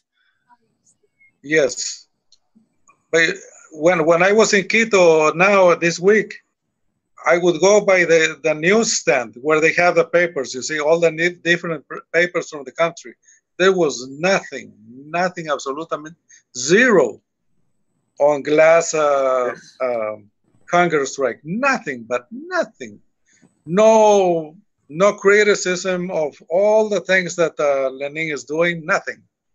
It was like, everything is okay. Nothing is happening. You can go on living, and, it's all right. Everything is all right. Yes. But in the background, there are terrible things happening, laws being made that are completely against the people's interest. like this gun law that they want to force in us, by brainwashing us with, news of violent. In fact, today we caught a guy who put another violent assault video. And so we caught the guy, and that video was happening in Brazil. Huh. So that shows you that they're sure pushing back. But as soon as he got discovered, he's probably an artificial intelligence, account. You understand what I'm saying? Yeah, bot. Yeah, probably. Yeah. I do not Just know much about artificial intelligence, but I did read something about that. Assange says something about that. So, but I've seen what artificial intelligence can do. So I'm pretty sure that these guys, can do all these things, So because of, in a social media, all you see is the picture of a supposedly person. I mean, we don't know, who's behind that. Yes, and it's getting worse too. So Jose, from that 2012 video, Correa was trying to establish a publicly owned news media as well. So he must have been unsuccessful. Well, he did create well, we used to have a national radio that we called it, that they published, their programming was, cultural stuff. Yes. But never questioned the government. Never questioned the legality of the government. Nothing. Because if we are going to call a media public, that means the people are paying for it. So sectors of society should take part of that programming. You understand what I'm saying? Yes. Community station. Everyone should be able to have their say, and there's a few great little sort of public radio channels around my area, and there's always people on there speaking out for a cause or a reason, and it's encouraged. When it's just showing the happiness of life and nothing much else, there's a lot more to it. Yeah. Right. Here, Correa was able to, he created the public TV, and we've never had public TV. But now it has been taken over by the right-wingers. And they, it's just, their line of programming is like any regular right-wing, media channel. There is no difference. Yeah, unfortunately. Yes. So Correa was able to do that, but as soon as he left office, everything just is going back again to back decades ago. Yes. That's why Correa used to say that the corrupt press. He used to call them all the time corrupt press. And every Saturday, Correa had a newscast for the whole country. And it was not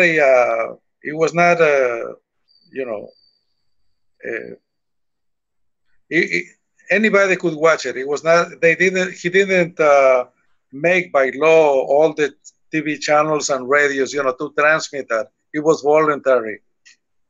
So there he used to show, how the media lied. Every Saturday he would show all the lies that they had told in the week.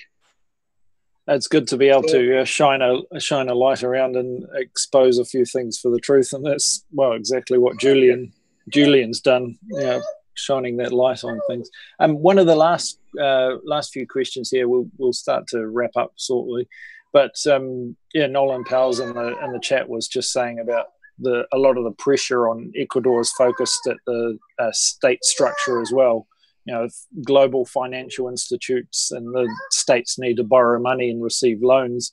and they're sort of leveraging influence through loaning money to solve obviously some financial problems, but it comes with secret clauses or conceivable other reason. Yeah. So you do know anything about that in terms of we've probably spoken about it in the past. Yeah. Corrupt. You mean in Ecuador? Yeah. In Ecuador. Well, it's the same system all over the world. The financiers, they are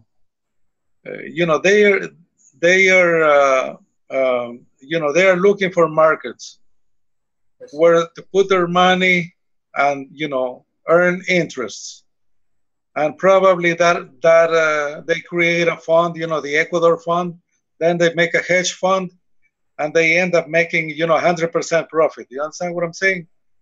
And they probably making money off the money. Right. Yeah. And they probably make they make those hedge funds, they have a value for each unit, and they maximize the value of that. It's like I think it's like a ghost currency, a temporary currency, that they create, and they drive the value of that currency, up to a good point, and then they probably put a dictator, and that and that the currency goes down, and then they put another guy who's going to do the same thing. So they create another hedge fund. So that's been the story all over the world. So in Ecuador, around the world. Yes, and now in Brazil, you should see all the multinationals are just it's like sitting a whole bunch of hungry guys on a table with knives and forks, and they all want a piece of that ham, so. And the bigger guy gets a bigger chunk. That's how I see it. Yes, it's getting worse in a lot of places. Yes. Oh yes. And I've been reading investigating about that a lot, and it's a complete corrupt system. You see what they do, for example, in the United States, if they lend, for example. They just made a loan, a promise of loan to Argentina for almost over $55 billion. Now, we should ask ourselves, where is that money coming from? Well, sure, the U.S. Treasury prints that money. Yes. They just print it out of thin air, $50 billion. Yes. And they use the same technique like the cartels, They just launder money. They just create out of thin air. Yeah. And that's what they are doing. They printed 50 billion worthless paper money that had no value before that. It was not, those 50 billion didn't even exist until Argentina wanted to borrow that money. You follow what I'm trying to say? Yeah. So you're creating that 50 billion didn't exist at all. Yeah. So along comes Argentina, give me 50 billion. Okay, hey, print 50 billion now. Here you go. And then that currency begins to have value. So and with that worthless currency, they begin to buy, large extensions of territory in Argentina, in Brazil, Yes. And, nobody questions that. Yeah, we should have that conversation. But Jose, we are quite a bit over time, so we should wrap up. I'm afraid. But we will see if we have any more questions on YouTube or comments. about this discussion before we do so. Okay. I'll just have a look. I think we've gone through quite a few of them. Yeah, no, I think it's good. And thank you, BB, for. She was saying if any supporters in London want to drop by and help, stay for a few hours, bring a coffee, some food, just help out for a bit. Just be brave and do it. Bring your barbecue. Yeah. So yes, certainly if you can get along there and help out with the vigils, just turn up. Your support means just as much to the other vigilists there. And as Emmy was saying, just having us standing up and talking about how we support them. So any bit of support helps. So as we wrap this, thank you very much for joining us again in WikiBees. And it's Nolan's just asking, has Unity? No, we haven't really made any public statements criticising the World Bank and IMF, but certainly a lot of us in our political interests and lives do have a lot to say about a wide range of practices. I'm personally with the Internet Party in New Zealand, and certainly we do stand up for a lot of that. But Unity for J is just about Julian Assange. Indeed. We're all standing up in unity for Julian. So do stand up, have your say, and make your voice heard. And thank you all for joining us today. And I hope this time was worthwhile for a lot of you. And we got a few more viewers. It was good to see people from France and Europe and around. So awesome to catch you. It was a great decision to change the time. Yeah. Yeah, it was indeed. Yeah. And it's my morning rather than afternoon. Fantastic. Anyway, we'll wrap with that, and thank you very much. And go out there as it is a Unity for J day. So we hope to see some of your videos of actions and bits and pieces out there. So do share them on, use the hashtag Unity for J, and let us see them. That'd be awesome. All right. Ka kite anō. See you guys. See you later. See you.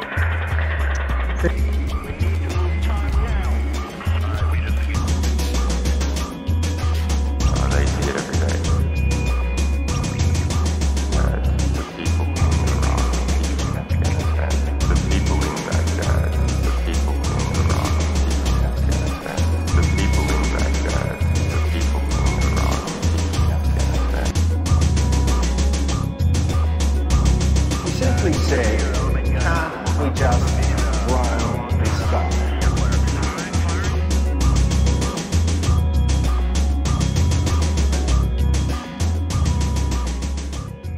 We can shift it.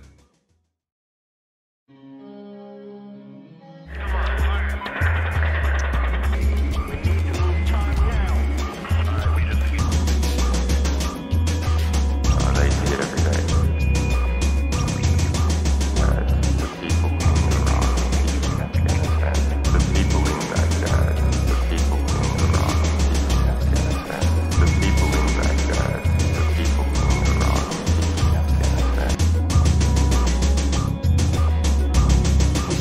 Say, can't we just